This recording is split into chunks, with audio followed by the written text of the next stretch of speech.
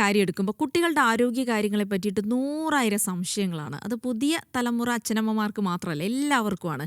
അപ്പോൾ നമ്മുടെ വീട്ടിലുള്ള മുതിർന്ന ആളുകൾ പറയും, കുട്ടികൾ ഒരുപാട് മഴയൊന്നും കൊള്ളരുത് കേട്ടോ, ജലദോഷം വരും. അല്ലെങ്കിൽ ഒരുപാട് മധുരമൊന്നും കൊടുക്കരുത്, മധുരം കൊടുക്കുന്നത് അത്ര നല്ലതല്ല, രോഗപ്രതിരോധ ശേഷി കുറയും. TV ഒന്നും അധികം കാണിക്കരുത്, കണ്ണിന് കേടാണ്, തലച്ചോറിന് ബുദ്ധിവികാസത്തിനൊക്കെ കേടാണെന്ന് പറയും. അപ്പോൾ ഒരുപാട് കാര്യങ്ങൾ നമ്മളിങ്ങനെ കേൾക്കുന്നുണ്ട്. ഇതിലേതാണ് യാഥാർത്ഥ്യം, ഏതാണ് സത്യം എന്നൊന്നും തിരിച്ചറിയാൻ കുറച്ച് ബുദ്ധിമുട്ടാണ്. കാരണം സോഷ്യൽ മീഡിയയുടെ അതിപ്രസരമാണ്, നമുക്കൊക്കെ ഇങ്ങനെ ടിപ്പായിട്ട് ഓരോന്ന് കിട്ടിക്കൊണ്ടിരിക്കുക. അപ്പോൾ ഇതിലേതാണ് സത്യം എന്നൊക്കെ അറിയണമെങ്കിൽ നമ്മൾ ഡോക്ടർമാരോട് സംസാരിക്കണം, അല്ലേ? യെസ്, അങ്ങനെയുള്ള ചില സംശയ നിവാരണങ്ങളിലേക്കാണ് ഇന്ന് നമ്മൾ കടക്കുന്നത്. പ്രത്യേകിച്ച് കുട്ടികളുടെ ആരോഗ്യപരമായ വിഷയങ്ങളുമായി ബന്ധപ്പെട്ട് ഇന്ന് എനിക്കൊപ്പം ഉള്ളത് കോഴിക്കോട് ശാന്തി ഹോസ്പിറ്റലിലെ സീനിയർ പീഡിയാട്രീഷ്യനാണ് doctor Sayyid Sabik. Doctor, welcome. ഏറ്റവും പ്രധാനം, നമ്മൾ ഈ കുട്ടികളുടെ കാര്യത്തിൽ വരുമ്പോൾ ഭയങ്കര ടെൻഷനാണ്. കാരണം ന്യൂജൻ അമ്മമാർക്കും അച്ഛന്മാർക്കും പണ്ടതുപോലെ കുട്ടികളങ്ങ് വളർന്നുകൊണ്ടിരിക്കുകയൊന്നുമല്ല, നമ്മൾ വളർത്തിക്കൊണ്ടുവരികയാണ്. അപ്പോൾ ഭയങ്കര ടെൻഷനാണ്, എന്ത് ചെയ്യണം എന്ത് ചെയ്യണ്ട. അപ്പോൾ നമ്മുടെ വീട്ടിലൊക്കെ മുതിർന്ന ഒരുപാട് ആളുകളുണ്ടാവും. അപ്പോൾ അവർക്കൊക്കെ ഒരു 100 അഡ്വൈസ് തരും. പക്ഷേ ഇപ്പോഴത്തെ ആളുകൾ ചിന്തിക്കുമ്പോൾ അത് ശരിയാണോ അല്ലെങ്കിൽ അത് ശരിയല്ലേ, മഴ കൊണ്ടാൽ എങ്ങനെയാണ് ഈ ജലദോഷം വരിക, അങ്ങനെ ഒരുപാട് സംശയങ്ങളൊക്കെ ഉണ്ട്. അപ്പോൾ അങ്ങനെ കുറേ സംശയങ്ങൾക്കുള്ള ഉത്തരം നമുക്കിന്ന് അവർക്ക് കൊടുക്കണം. അതിൽ ഏറ്റവും പ്രധാനം ഞാൻ ഈ കുഞ്ഞു നാളിലേക്ക് കേട്ട് വരുന്നത്, നമ്മളെ ഈ പരസ്യങ്ങളിലൊക്കെ, കേന്ദ്രത്തിൻ്റെയൊക്കെ ഒരു പരസ്യങ്ങളുണ്ട്, അതിൽ പറയും 6 മാസം വരെ കുട്ടികൾക്ക് മുലപ്പാൽ മാത്രമേ കൊടുക്കാൻ പറ്റൂ. പക്ഷേ നമുക്കറിയാം പല സാഹചര്യങ്ങൾ കൊണ്ട് അങ്ങനെ കൊടുക്കാൻ പറ്റാത്ത അമ്മമാരുണ്ട്. അവർക്ക് മാനസികമായിട്ട് അതൊരു വലിയ കുറ്റബോധം കൂടിയാണ്. അപ്പോൾ അങ്ങനെ വരുമ്പോൾ ഈ കുട്ടികൾക്ക് അങ്ങനെ ഒരു സാഹചര്യത്തിൽ നമുക്ക് മുലപ്പാൽ മാത്രം കൊടുക്കാൻ പറ്റിയിട്ടില്ല. മറ്റ് ഫുഡുകളൊക്കെ നമ്മൾ ഈ ആദ്യത്തെ 6 മാസത്തിനുള്ളിൽ ഇൻട്രൊഡ്യൂസ് ചെയ്യേണ്ടി വരുന്നു, ഫോർമുല മിൽക്കൊക്കെ. അപ്പോൾ അങ്ങനെയുള്ള കുട്ടികൾക്ക് ഈ രോഗപ്രതിരോധ ശേഷി കുറയുന്നൊക്കെ പറയുന്നത് സത്യമാണോ? രോഗപ്രതിരോധ ശേഷി കുറയുമെന്ന് ചോദിച്ചാൽ കുറയും. പക്ഷേ നമ്മൾ ആലോചിക്കേണ്ടത്, മുലപ്പാൽ കൊടുക്കാൻ പറ്റാത്ത സാഹചര്യങ്ങൾ വളരെ കുറവാണ്. ഒന്ന്, പ്രത്യേകിച്ച് റേഡിയോ തെറാപ്പി അല്ലെങ്കിൽ കീമോതെറാപ്പി എടുക്കുന്ന മദേഴ്സ്, അല്ലെങ്കിൽ ചില മുലപ്പാൽ പറ്റാത്ത വളരെ റെയറായിട്ടുള്ള ജനറ്റിക് കണ്ടീഷൻസ് ഉണ്ട്. ഇങ്ങനത്തെ ചില റെയർ സാഹചര്യങ്ങൾ മാത്രമേ മുലപ്പാൽ കൊടുക്കാൻ പറ്റാത്ത അവസ്ഥ വരുള്ളൂ. ഭൂരിഭാഗം സമയത്തും അമ്മക്ക് കാര്യമായിട്ട് മുലപ്പാലില്ല, അല്ലെങ്കിൽ വേറെ പല കാരണങ്ങൾ കൊണ്ട് മുലപ്പാൽ കൊടുക്കാത്തതാണ്. അതിനെക്കുറിച്ച് നമ്മൾ പറയുന്നതിന് മുമ്പ് നമ്മൾ മുലപ്പാലിൻ്റെ പ്രാധാന്യം, ആദ്യത്തെ 6 മാസം കുട്ടിക്ക് മുലപ്പാലിന് കൊടുക്കുന്നതിന് പ്രാധാന്യം എല്ലാവരും അറിഞ്ഞിരിക്കണം. കാരണം കുട്ടിയുടെ ഏറ്റവും ഫസ്റ്റ് വാക്സിനേഷൻ എന്നറിയപ്പെടുന്നത് മുലപ്പാലാണ്. അതിലൊരുപാട് ആൻറ്റിബോഡീസ് ഉണ്ട്. ആൻറ്റിബോഡീസ് എന്ന് പറഞ്ഞു കഴിഞ്ഞാൽ പ്രത്യേകിച്ച് നമ്മൾ എടുത്ത് പറയേണ്ടത് IgA എന്ന് പറയും. ഈ IgA കാര്യമായിട്ട് മുലപ്പാലിൽ അടങ്ങിയിരിക്കുന്നുള്ളതാണ്. ഈ IgA ആണ് നമുക്ക് ന്യൂമോണിയ ഉണ്ടാവാതിരിക്കാൻ, അതുപോലെ തന്നെ ഇയർ ഇൻഫെക്ഷൻസ്, ഗട്ട് ഇൻഫെക്ഷൻസ്, ഇതൊക്കെ തടയാൻ മുലപ്പാലിലുള്ള ഈ ആൻറ്റിബോഡി സഹായിക്കും. അതുപോലെ മുലപ്പാലിൽ ഒരുപാട് ഇമ്മ്യൂൺ ഫാക്ടേഴ്സ്, ലൈസോസൈംസ്, ഇതൊക്കെ അമ്മയിൽ നിന്ന് മുലപ്പാലിലൂടെ കുട്ടിക്ക് ലഭിക്കുകയാണ്. ഇത് നമുക്ക് വേറെ പാലിൽ ഇത്ര കിട്ടില്ല എന്നുള്ളതാണ്. വേറൊന്ന്, നമ്മൾ സാധാരണ ഭക്ഷണം കൊടുക്കുമ്പോൾ നമ്മളൊരു കൺസേൺ എന്താണ്, നമുക്ക് ബാലൻസ്ഡ് ഡയറ്റ് കൊടുക്കണം എന്നുള്ളതാണ്. ഈ ദൈവം തന്നൊരു ബാലൻസ്ഡ് ഡയറ്റാണ് മുലപ്പാലെന്ന് പറയുന്നത്. അതിൽ വൈറ്റമിൻസ് ഉണ്ട്, മിനറൽസ് ഉണ്ട്, പ്രോട്ടീൻ ഉണ്ട്, കാർബോഹൈഡ്രേറ്റ് ഉണ്ട്. ഇതൊക്കെ കൃത്യമായിട്ട് കുട്ടിക്ക് എത്രയാണ് വേണ്ടത്, അതിൻ്റെ കൃത്യമായിട്ടുള്ള കോൺസെൻട്രേഷനിലുണ്ട്. അത് കുട്ടിക്ക് ഏറ്റവും ഈസിയായി ഡൈജസ്റ്റബിൾ ഫോമിലാണ്. കുട്ടിക്ക് ഗ്യാസ് ഉണ്ടാവില്ല, കോൺസ്റ്റിപ്പേഷൻ ഉണ്ടാവില്ല. കുട്ടിക്ക് ബുദ്ധി വളർച്ചയ്ക്ക് സഹായിക്കുന്ന ഒരുപാട് വൈറ്റമിൻസ് അല്ലെങ്കിൽ ഒരുപാട് ഫാറ്റി ആസിഡ്സ് ഈ മുലപ്പാലിൽ അടങ്ങിയിരിക്കുന്നുണ്ട്.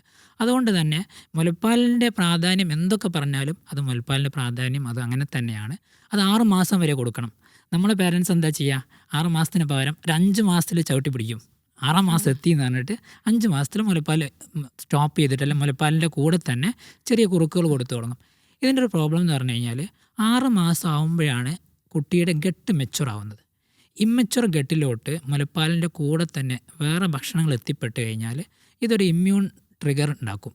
ഈ ഇമ്മ്യൂൺ ട്രിഗർ എന്ത് ചെയ്യും, ഭാവിയിൽ കുട്ടികൾക്ക് ആസ്മ, അലർജി, ഒബിസിറ്റി, ഇങ്ങനത്തെ അസുഖങ്ങൾ ഭാവിയിൽ ഉണ്ടാവാൻ നമ്മൾ നേരത്തെ ഫുഡ് തുടങ്ങുന്നത് കാരണമാവും. അതുകൊണ്ട് 6 മാസം എന്ന് പറഞ്ഞു കഴിഞ്ഞാൽ 180 ഡേയ്സ് ആണെന്ന് എല്ലാവരോടും പ്രത്യേകം പറയണം. ഈ 180 ഡേയ്സ് എക്സ്ക്ലൂസീവ് ബ്രസ്റ്റ് ഫീഡിങ് ആയിരിക്കണം. ഇതാണ് കുട്ടീൻ്റെ ബുദ്ധി വളർച്ചയ്ക്ക്, കുട്ടിയുടെ ഇമ്മ്യൂണിറ്റിക്ക്, ഇതിനൊക്കെ ഏറ്റവും പ്രധാനം. ഇനി നിങ്ങൾ പറഞ്ഞ റെയർ സാഹചര്യത്തിൽ നമുക്ക് മുലപ്പാൽ കൊടുക്കാൻ പറ്റാതിരിക്കുന്നു വിചാരിക്കാം. അതിന് നമുക്ക് ചെയ്യാൻ പറ്റുന്നത്, ഒന്ന്, കുട്ടിക്ക് 6 മാസം വരെ ഫോർമുല ഫീഡ് മാത്രം നൽകുക. ഈ ഫോർമുല ഫീഡ് തന്നെ നമുക്ക് ഇങ്ങനത്തെ ഒരു സാഹചര്യത്തിൽ നമുക്ക് ഏറ്റവും നല്ല ഫോർമുല ഫീഡ് സെലക്ട് ചെയ്യുക. അപ്പോൾ നമ്മൾ കുട്ടികൾക്ക് വാങ്ങുമ്പോൾ ഏറ്റവും നല്ല വസ്തുക്കളാണ് നമ്മൾ കുട്ടികൾക്ക് വാങ്ങുക. എന്നാൽ ആൾക്കാർ ഈ ഫോർമുല ഫീഡ് നോക്കുമ്പോൾ സാർ അതിന് കുറേ വിലയാണ്, നമുക്ക് കുറച്ചുകൂടി റേറ്റ് കുറഞ്ഞ് തരണം എന്നുള്ളതാണ്. ഞാൻ പറയുന്നത് ക്വാളിറ്റി കൂടുന്നതിനനുസരിച്ച്, അല്ലെങ്കിൽ ഇതിൻ്റെ ഏറ്റവും നല്ല മുലപ്പാലാവുമ്പോൾ അത് അല്ല ഏറ്റവും നല്ല ഫോർമുല ഫീഡ് ആകുമ്പോൾ അത് മുലപ്പാലിനോട് നിയർ സാമ്യമുള്ള നമുക്ക് മാർക്കറ്റിൽ ലഭ്യമാണ്. അത് കൃത്യമായിട്ട് കൊടുക്കുക. നല്ല ഹൈജീൻ പ്രാക്ടീസ് നമ്മൾ കൃത്യമായിട്ട് ഇത് കൊടുക്കുന്ന രീതികളൊക്കെ പ്രത്യേകം ശ്രദ്ധിക്കുക. ഇത് നമ്മൾ ഫോർമുല കൊടുക്കുമ്പോൾ മുലപ്പാൽ കൊടുക്കുന്ന പോലെ അല്ല, അതിനകത്ത് ഇൻഫെക്ഷൻ കിട്ടാൻ ചാൻസ് ഉണ്ട്. ബോട്ടിൽ കൊടുക്കും, ബോട്ടിൽ നന്നായിട്ട് സ്റ്റെറിലൈസ് ചെയ്ത് ഭയങ്കര പ്രയാസമാണ്. അപ്പോൾ ഇത് കൃത്യമായിട്ടുള്ള അവർ പറഞ്ഞ കോൺസെൻട്രേഷൻ തന്നെ മുലപ്പാൽ കൊടുക്കാൻ നോക്കുക, അല്ല ഫോർമുല ഫീഡ് കൊടുക്കാൻ നോക്കുക. അതുപോലെ അവരെ വാക്സിനേഷന് ഈ കാര്യങ്ങൾ കൊടുത്ത് 6 മാസം വരെ നമ്മൾക്ക് ഈ മുലപ്പാൽ കിട്ടാത്ത കുട്ടികൾക്ക് നേരത്തെ ഫുഡ് കൊടുക്കാൻ പാടില്ല. നേരത്തെ ഫുഡ് കൊടുത്താൽ അതും 6 മാസം വെയിറ്റ് ചെയ്യണം. 6 മാസം വെയിറ്റ് ചെയ്തിട്ട് ഈ മുലപ്പാലില്ലാത്ത മദേഴ്സിനും കുട്ടികൾക്ക് ഫുഡ് കൊടുക്കാൻ സ്റ്റാർട്ട് ചെയ്യാൻ പാടുള്ളൂ. അങ്ങനെ നേരത്തെ ഫുഡ് കൊടുത്തു കഴിഞ്ഞാൽ ഈ ഗട്ടിൽ ഇമ്മ്യൂൺ ട്രിഗർ ഉണ്ടാവും, ഇങ്ങനത്തെ അലർജിക് ഡിസീസ് ഉണ്ടാവാൻ കാരണമാവും. പിന്നെ നമ്മൾ പറയല്ലോ, ഇപ്പോൾ ഈ ആമയും മുയലും പന്തയം വെച്ചു. അപ്പോൾ മുയലിനാണ് ഏറ്റവും നന്നായിട്ട് ഓടാൻ പറ്റുന്നത്. പക്ഷേ അവസാനം മുയലൊന്ന് പതുങ്ങിയപ്പോൾ ആമ മുന്നിലെത്തുന്നുണ്ട്. അതുപോലെ നല്ല മുലപ്പാൽ കിട്ടിയ കുട്ടിയെ നമ്മളെന്താ ചെയ്യുക, ഏകദേശം ഒരു വയസ്സാകുമ്പം തന്നെ നമ്മൾ ഫോണ് കാണിച്ച് ജങ്ക് ഫുഡ് കൊടുത്ത് നാശാക്കും. അതിന് പകരം എന്ത് ചെയ്യണം, നമ്മൾ ഇങ്ങനത്തെ കുട്ടികൾക്ക് നമുക്ക് കൃത്യമായിട്ട് വാക്സിനേഷൻ ചെയ്യാം. ഏറ്റവും നല്ല കറക്റ്റ് അതിൻ്റെ പ്രോട്ടോക്കോൾ അനുസരിച്ച് വാക്സിനേറ്റ് ചെയ്യാം. ഓപ്ഷണൽ വാക്സിൻസ് പരിഗണിക്കാം. ഡോക്ടർ അതേപോലെ ഇപ്പം ഡോക്ടർ പറഞ്ഞു അങ്ങനെയാണെങ്കിലും ആദ്യത്തെ ഫസ്റ്റ് 6 months എന്ന് പറയുന്ന ഒരു ഗോൾഡൻ പീരിയഡ് ആണ് അല്ലേ, അത് നമ്മൾ നന്നായിട്ട് കെയർ ചെയ്യണം. ഇപ്പോൾ ഇൻ കേസ് ഇങ്ങനെ കൊടുക്കാൻ പറ്റാതായ അമ്മമാർക്ക്, കുട്ടികൾക്ക് സ്വാഭാവികമായിട്ടും ഡോക്ടർ പറഞ്ഞതനുസരിച്ചാണെങ്കിൽ രോഗപ്രതിരോധ ശേഷി കുറയും. പിന്നെ സാധാരണഗതിയിൽ അവർ ഫുഡൊക്കെ കഴിക്കാൻ തുടങ്ങുമ്പോൾ നമുക്കതിനെ കോമ്പൻസേറ്റ് ചെയ്യാൻ പറ്റുമോ? അപ്പോൾ അതിലോട്ടാണ് ഞാൻ പറഞ്ഞു വരുന്നത്. ഇങ്ങനെ കൊടുക്കാൻ പറ്റാത്ത സാഹചര്യത്തിൽ കൃത്യമായിട്ട് വാക്സിനേഷൻ കൊടുക്കുക, ഓപ്ഷണൽ വാക്സിൻസ് കൺസിഡർ ചെയ്യുക. അതുപോലെ ഇൻഫ്ലുവൻസ വാക്സിൻ ഉണ്ട്. ഇൻഫ്ലുവൻസ വാക്സിൻ ഇപ്പോൾ ഏറെ ചർച്ച ചെയ്യപ്പെടുന്ന ഒരു വാക്സിനാണ്. ഈ വാക്സിൻ നമുക്ക് 6 മാസത്തിന് ശേഷം ഏത് സമയത്ത് വേണമെങ്കിൽ കൊടുക്കാം. 1 മാസം ഇടവിട്ടിട്ട് 2 ഡോസാണ് കൊടുക്കേണ്ടത്. പിന്നീട് വർഷാവർഷം ഇതിൻ്റെ സ്ട്രെയിൻ മാറുന്നതിനനുസരിച്ച് ബൂസ്റ്റർ ഡോസും കൊടുക്കണം. ഇങ്ങനത്തെ കുട്ടികൾക്ക് ഇൻഫ്ലുവൻസ വാക്സിന് തീർച്ചയായിട്ടും കൊടുക്കുക. ഓപ്ഷണൽ വാക്സിനും കൺസിഡർ ചെയ്യുക. ഇനി ഭക്ഷണത്തിൽ നമുക്ക് ഒരുപാട് കാര്യങ്ങൾ ശ്രദ്ധിക്കാൻ പറ്റും. ഒന്ന്, നമ്മൾ സാധാരണ 1 വയസ്സ് വരെ നമ്മളെ നാട്ടിലൊക്കെ ചെയ്യുക കുറുക്ക് മാത്രം കൊടുക്കുന്നതാണ്. അതിന് പകരം നമ്മൾ 7 മാസത്തിൽ തന്നെ മീറ്റ്, അതുപോലെ തന്നെ ഫിഷ്, മുട്ടയുടെ യോക്ക്. 7 മാസമൊക്കെ ആകുമ്പോഴത്തേ മീറ്റിനൊക്കെ ആക്സെപ്റ്റ് ചെയ്യാൻ നമ്മുടെ ഗട്ട് തീർച്ചയായും പറ്റും. അതിനൊരു ഉദാഹരണം പറഞ്ഞു കഴിഞ്ഞാൽ നമുക്ക് നഴ്സറിയിൽ നിന്ന് കിട്ടുന്ന മാതൃശിശു സംരക്ഷണം എന്ന് പറഞ്ഞിട്ട് ഒരു പുസ്തകം കിട്ടും വാക്സിനേഷൻ്റെ കൂടെ. അതിലുണ്ട് 6 മാസം മുതൽ 1 വയസ്സ് വരെ കൊടുക്കേണ്ട ഭക്ഷണങ്ങളിൽ മെൻഷൻ ചെയ്തിരുന്നൊരു ഭക്ഷണമാണ് മീറ്റ്, മുട്ട, ഫിഷ്. ഇതൊക്കെ നമ്മൾ കുറുക്കൊന്ന് സ്റ്റാർട്ട് ചെയ്ത് കുട്ടി ഭക്ഷണം കഴിച്ചു തുടങ്ങി കുട്ടിയുടെ വയർ ഓക്കെ ആണെങ്കിൽ നമുക്ക് മീറ്റും അതുപോലെ തന്നെ ഫിഷും ഒക്കെ ഇൻട്രൊഡ്യൂസ് ചെയ്യാൻ പറ്റുന്നതാണ്. ഈ ഫിഷിലൊക്കെ അടങ്ങിയിരിക്കുന്ന ഒമേഗ 3 ഫാറ്റി ആസിഡ്സ് ഉണ്ട്. അതുപോലെ തന്നെ ഒരുപാട് പ്രോട്ടീൻസ് ഉണ്ട്. ഇതൊക്കെ ബ്രെയിൻ ഡെവലപ്മെൻറ്റിന് സഹായിക്കും, ഇമ്മ്യൂണിറ്റി സഹായിക്കും. ഒരുപാട് വൈറ്റമിൻസ് ഉണ്ട്, മിനറൽസ് ഉണ്ട്. ഇതൊക്കെ നമ്മൾ വെറും കുറുക്ക് മാത്രം കൊടുത്തുകൊണ്ട് കിട്ടില്ല. നമ്മൾ ഫ്രൂട്ട് പ്യൂരീസ്, അല്ല വെജിറ്റബിൾ പ്യൂരീസ്, സ്മാഷ്ഡ് ഫ്രൂട്ട്സ് അല്ലെങ്കിൽ സ്മൂത്തീസ്, ഇതൊക്കെ നമ്മൾ കുറുക്ക് സ്റ്റാർട്ട് ചെയ്ത് ഒരു 7-8 മാസം ആകുമ്പോൾ തന്നെ ഇൻട്രൊഡ്യൂസ് ചെയ്ത് തുടങ്ങണം. ഡോക്ടർ, ഇപ്പോൾ ഈ സോഷ്യൽ മീഡിയയുടെ ഒക്കെ കാലമാണ്. അപ്പോൾ ഓരോരുത്തരും അവരെ കുട്ടിക്ക് വേണ്ടി സെലക്ട് ചെയ്യുന്ന ഫുഡൊക്കെ കാണുമ്പോൾ നമ്മൾ ഇതെല്ലാം അവർക്ക് എഫോർഡ് ചെയ്യാൻ പറ്റുമെന്ന് തോന്നുന്നു. ഒരുപാട് ഡ്രൈ ഫ്രൂട്ട്സ്, വില പിടിച്ച ഫ്രൂട്ട്സ്. സാധാരണ ഒരാൾക്ക് ചിന്തിക്കുമ്പോൾ ഇതെല്ലാം കൂടെ വാങ്ങിച്ച് കുട്ടികൾക്ക് കൊടുക്കാനൊന്നും എഫോർഡബിൾ ആവില്ല. അപ്പോൾ നമ്മൾ കഴിക്കുന്ന സാധാരണ ഭക്ഷണങ്ങൾ തന്നെ അവർക്ക് ആവശ്യത്തിനുള്ള അവരുടെ വളർച്ചയ്ക്ക് ഉപകരിക്കുന്ന എല്ലാം കിട്ടുമോ, അതോ കൂടുതലായിട്ട് നമ്മൾ എന്തെങ്കിലും കൊടുക്കണോ? അപ്പോൾ ഈ ഭക്ഷണത്തിൽ നമ്മൾ പറയുമ്പോൾ ഡ്രൈ ഫ്രൂട്ട്സിന് പ്രത്യേകിച്ചൊരു ഇമ്മ്യൂണിറ്റിയിലൊരു പ്രത്യേകിച്ച് ഫങ്ഷനൊന്നുമില്ല. നമ്മൾ ഭക്ഷണത്തിൽ കുട്ടിയുടെ ഇമ്മ്യൂണിറ്റിക്ക് വലിയ റോൾ ഉണ്ടെന്നുള്ള കാര്യമാണ്. കാരണം നമ്മുടെ ഇമ്മ്യൂൺ സെൽസ് ഫങ്ഷൻ ചെയ്യാൻ, അത് മെച്യൂർ ചെയ്യാൻ ഒരുപാട് വൈറ്റമിൻസ് ആവശ്യമാണ്. Vitamin A, vitamin C, vitamin D, vitamin E, ഇതൊക്കെ ഫ്രൂട്ട്സിലും നട്ട്സിലും ഒക്കെ അടങ്ങിയിരിക്കുന്നുണ്ട്. എന്നാലോ ഇതിൽ നിന്ന് മാത്രമല്ല കിട്ടുക. നമുക്ക് ഈ നട്ട്സും ഈ ഡ്രൈ ഫ്രൂട്ട്സും ഒക്കെ കൊടുക്കുമ്പോൾ ശരിക്കും റിസ്ക് ഉള്ളത്, ചെറിയ കുട്ടികൾക്ക് ഈ ഡ്രൈ ഫ്രൂട്ട്സും അങ്ങനെ വെച്ച് കൊടുക്കാൻ പാടില്ല. ഒരു ചോക്കിംഗ് റിസ്ക് ഉണ്ട്, അത് ഒരുപാട് ടോളറേറ്റ് ചെയ്യില്ല. അതിന് പകരം നമുക്ക് ഫ്രഷ് ഫ്രൂട്ട്സ് സെലക്ട് ചെയ്യാം. ഈ ഫ്രഷ് ഫ്രൂട്ട്സിൻ്റെ അഡ്വാൻറ്റേജ് അത് നമുക്ക് ഈസി ആയിട്ട് അവൈലബിൾ ആയിരിക്കും. നമ്മൾ ഫ്രൂട്ട്സ് സെലക്ട് ചെയ്യുമ്പോൾ ഒരു കാര്യം ശ്രദ്ധിക്കേണ്ടത്, അത് നമ്മൾ ഈസിലി അവൈലബിൾ ആയിട്ടുള്ള സീസണൽ ഫ്രൂട്ട്സ് സെലക്ട് ചെയ്യണം. നമ്മൾ ഓസ്ട്രേലിയയിൽ നിന്ന് ഇമ്പോർട്ട് ചെയ്യുന്ന കിവിയും അല്ലെങ്കിൽ വളരെ പുറത്തുനിന്നുള്ള സെലക്ട് ചെയ്യുന്ന പകരം നമ്മുടെ നാട്ടിൽ ഇപ്പോൾ ഈ സീസൺ വിചാരിക്കാം, ഇപ്പോൾ സീതപ്പഴം അവൈലബിൾ ആണ്, അങ്ങനെ നമുക്ക് എല്ലാ ഓറഞ്ച് അവൈലബിൾ ആണ്, എല്ലാ സമയത്തും അവൈലബിൾ ആയിട്ടുള്ള പഴം, അതായത് ബനാന ഉണ്ട്, അത് നമുക്ക് ഉപയോഗിക്കാം. മാംഗോ സീസണിൽ, ഇനിയിപ്പോൾ മാംഗോ സീസൺ വരാൻ പോവാണ്, ആ സമയത്ത് സീസണൽ ഫ്രൂട്ട്സ് കൊടുക്കുക. അത് എപ്പോഴും ചീപ്പായിരിക്കും, അത് ഫ്രഷ് ആയിട്ട് കിട്ടും. അപ്പോൾ ഈ ഫ്രൂട്ട്സ് കൊടുക്കുമ്പോൾ അഡ്വാൻറ്റേജ് എന്ന് പറഞ്ഞു കഴിഞ്ഞാൽ അതിൽ കാര്യമായിട്ട് ഒരുപാട് ഫൈബർ അടങ്ങിയിരിക്കും. ഈ ഫൈബർ എന്ന് പറയുന്നത് അൺഡൈജസ്റ്റബിൾ കാർബോഹൈഡ്രേറ്റ്സ് ആണ്. ഈ അൺഡൈജസ്റ്റബിൾ കാർബോഹൈഡ്രേറ്റ്സ് നമ്മുടെ ശരീരത്തിൽ എത്തിക്കഴിഞ്ഞാൽ അതിൽ ഒരുപാട് വൈറ്റമിൻസ് ഉണ്ടാകുന്നതിന് കൂടെ തന്നെ ഈ അൺഡൈജസ്റ്റബിൾ കാർബോഹൈഡ്രേറ്റ്സ് ആണ് നമ്മൾ ഫൈബർ എന്നറിയപ്പെടുന്നത്. ഇത് നമ്മളെ നമ്മളെ ഗട്ട് എന്ന് പറയുന്ന ഒരുപാട് ഫങ്ഷൻസ് ഉള്ള സംഭവമാണ്. ഇമ്മ്യൂണിറ്റിയിൽ ഒരുപാട് റോൾ ഉള്ളതാണ് നമ്മളെ വൻകുടലിനും ഗട്ടിനും. അപ്പോൾ ഈ ഗട്ടിൽ ഒരുപാട് ആവശ്യമുള്ള മൈക്രോ ബാക്ടീരിയാസ് ഉണ്ട്. അത് നമ്മളെ ശരീരത്തെ സഹായിക്കുന്ന മില്യൺ കണക്കിന് മൈക്രോ ബാക്ടീരിയ ഉണ്ട്. അതിനെ നമ്മൾ ഗട്ട് മൈക്രോബയോം എന്നാണ് പറയുക. ഈ ഗട്ട് മൈക്രോബയോം ഈ ഫൈബേഴ്സ് ഫെർമെൻറ്റ് ചെയ്തിട്ട് ഷോർട്ട് ചെയിൻ ഫാറ്റി ആസിഡ്സ് ഉണ്ടാക്കും. ഈ ഷോർട്ട് ചെയിൻ ഫാറ്റി ആസിഡ്സ് നമുക്ക് ഇമ്മ്യൂൺ സെൽസ് മെച്ചുറേഷന് വേണ്ടിയിട്ട്, സെൽസ് റെഗുലേറ്ററി സെൽസ് ഉണ്ടാക്കാൻ, അതുപോലെ തന്നെ അതിൻ്റെ അസിഡിറ്റി കീപ്പ് ചെയ്യാൻ, ഗട്ടിൻ്റെ അതിൻ്റെ ഇൻറ്റഗ്രിറ്റി മെയിൻറ്റെയിൻ ചെയ്യാനൊക്കെ ഈ ഷോർട്ട് ചെയിൻ ഫാറ്റി ആസിഡ് സഹായിക്കും. അപ്പോൾ ഈ ഗട്ട് മൈക്രോബയോമാണ് നമ്മളെ ശരീരത്തിലെ ഇമ്മ്യൂണിറ്റി ഡിസൈഡ് ചെയ്യുന്നതിൽ ഏറ്റവും ഇമ്പോർട്ടൻറ്റ് ഫങ്ഷൻ ഉള്ളത്. ഇത് നമുക്ക് സാധാരണ റോ ഫ്രൂട്ട്സിലാണ് കൂടുതൽ ലഭിക്കുക. ഡോക്ടർ, ഈ എല്ലാ കുട്ടികളും ഫ്രൂട്ട്സ് ഒന്നും കഴിച്ചൊന്നും വരില്ല. നമ്മൾ നിർബന്ധിച്ച് വായിൽ തിരികെ കൊടുത്താൽ കഴിക്കാത്ത ആളുകളൊക്കെ ഉണ്ട്. അപ്പോൾ അങ്ങനെയുള്ള കുട്ടികൾക്ക് നമ്മൾ പിന്നെ കൂടെ ഒരു സപ്ലിമെൻറ്റ്സ് അങ്ങനെ എന്തെങ്കിലും എടുക്കണോ? വൈറ്റമിൻ സപ്ലിമെൻറ്റ്, അല്ലെങ്കിൽ ഭക്ഷണം നന്നായിട്ട് കഴിക്കാത്ത കുട്ടികൾ, അവരുടെ കാര്യത്തിൽ നമുക്കൊരു കൺസേൺ ആവശ്യമുണ്ടോ? കൂടുതൽ എന്തെങ്കിലും എടുക്കണോ? അപ്പോൾ ഈ കുട്ടികൾ ഫ്രൂട്ട്സ് കഴിക്കില്ല എന്ന് പറയും. നമ്മളെ പാരൻസിന് പ്രത്യേകം എന്താ അറിയോ, നമ്മൾ ഒരിക്കൽ ഇപ്പോൾ ഒരു കുട്ടിക്ക് ഒരു മാംഗോ കൊടുത്തു നോക്കുന്നു, അല്ലെങ്കിൽ ഒരു വാട്ടർ മെലൺ കൊടുത്തു നോക്കുന്നു, കുട്ടി വേണ്ടാന്ന് പറയുന്നു. അതോടുകൂടി നമ്മൾ ബ്രാൻഡ് ചെയ്യും ആ കുട്ടി അത് കഴിക്കില്ല. ഏത് 2 വയസ്സായ 3 വയസ്സായ കുട്ടിക്കാണ് നമ്മൾ ഇങ്ങനെ ബ്രാൻഡ് ചെയ്യുന്നത്. നമ്മൾ എന്ത് ചെയ്യണം? ഇപ്പോൾ നിങ്ങളൊരു ഹോട്ടലിൽ പോയി, അപ്പോൾ ഹോട്ടലിൽ പോയി നോക്കുമ്പോൾ ഓപ്പോസിറ്റുള്ള ആൾ ഒരു ബിരിയാണി ആർത്തിയോടെ കഴിക്കുന്നത്. അപ്പോൾ നിങ്ങൾ പറയാം എനിക്ക് ബിരിയാണി. അതിൻ്റെ കാരണം എന്താ? അവർ കാണുന്നുണ്ട്, നിങ്ങൾ കാണുന്നുണ്ട്, നമ്മളെ വിഷ്വലിന് അതുപോലെ സ്മെല്ലിന്, ഇതിനൊക്കെ റോളുണ്ട്. അപ്പോൾ നമ്മൾ കുട്ടികളെ കൂടെ ഇരുത്തിയിട്ട് ഫ്രൂട്ട്സ് കഴിച്ച് കാണിച്ചു കൊടുക്കണം. ഇത് നല്ല ഫ്രൂട്ടാണ്, നമ്മൾ നല്ല രീതിയിൽ സെർവ് ചെയ്തു, നമ്മളെടുത്ത് കഴിച്ചുകൊണ്ടിരിക്കും, കുട്ടി ഒന്ന് എടുത്ത് കഴിച്ചു നോക്കും. അപ്പോൾ ഈ ഫ്രൂട്ട്സ് കഴിക്കാൻ നമ്മൾ ചെയ്യേണ്ടത് ഈ രീതിയിൽ കാണിച്ചു കൊടുക്കുക എന്നുള്ളതാണ് ഒന്നാമത് ചെയ്യേണ്ടത്. വൈറ്റമിൻ സപ്ലിമെൻറ്റ്സ് കൊടുക്കുന്നതിൽ റോൾ ഉണ്ടോയെന്ന് ചോദിച്ചു കഴിഞ്ഞാൽ, നമുക്ക് ഈ ഇമ്മ്യൂണിറ്റിക്ക് ഈ വൈറ്റമിൻസ് ഇൻ്റഗ്രൽ റോൾ ഉണ്ടെന്നുള്ള യാഥാർത്ഥ്യമാണ്. അതായത് vitamin A, vitamin D clearly പഠിച്ചതാണ്. വൈറ്റമിൻ ഡി അഡ്വക്കേറ്റ് ആയിട്ട് നമ്മൾ മെയിൻറ്റെയിൻ ചെയ്ത് കഴിഞ്ഞാൽ അത് നമുക്ക് റെസ്പിറേറ്ററി ഇൻഫെക്ഷൻസ് കുറയാൻ സഹായിക്കും, അതുപോലെ തന്നെ ഇൻഫെക്ഷൻസ് തടയാൻ സഹായിക്കും. വൈറ്റമിൻ എക്ക് റോളുണ്ട്. വൈറ്റമിൻ സി ആണ് WBC WBC ഉണ്ടാക്കാൻ സഹായിക്കുന്നുണ്ട്. അപ്പോൾ വൈറ്റമിൻസിന് റോളുണ്ട്. പക്ഷേ നമ്മൾ ഇങ്ങനത്തെ ഇമ്മ്യൂണിറ്റി ബൂസ്റ്റേഴ്സ് കൊടുക്കുമ്പോൾ പ്രശ്നം എന്ന് പറഞ്ഞു കഴിഞ്ഞാൽ, നമുക്കൊരു കടമുള്ള ഒരാൾക്ക് അല്ലെങ്കിൽ ഒരു ജോലി ഇല്ലാത്ത ആൾക്ക് നമ്മൾ കുറച്ച് പൈസ കൊടുത്ത് സഹായിക്കുന്നത്, അത് അയാൾക്ക് ആ സമയത്തുള്ള കടം തീർക്കാനേ സഹായിക്കുള്ളൂ.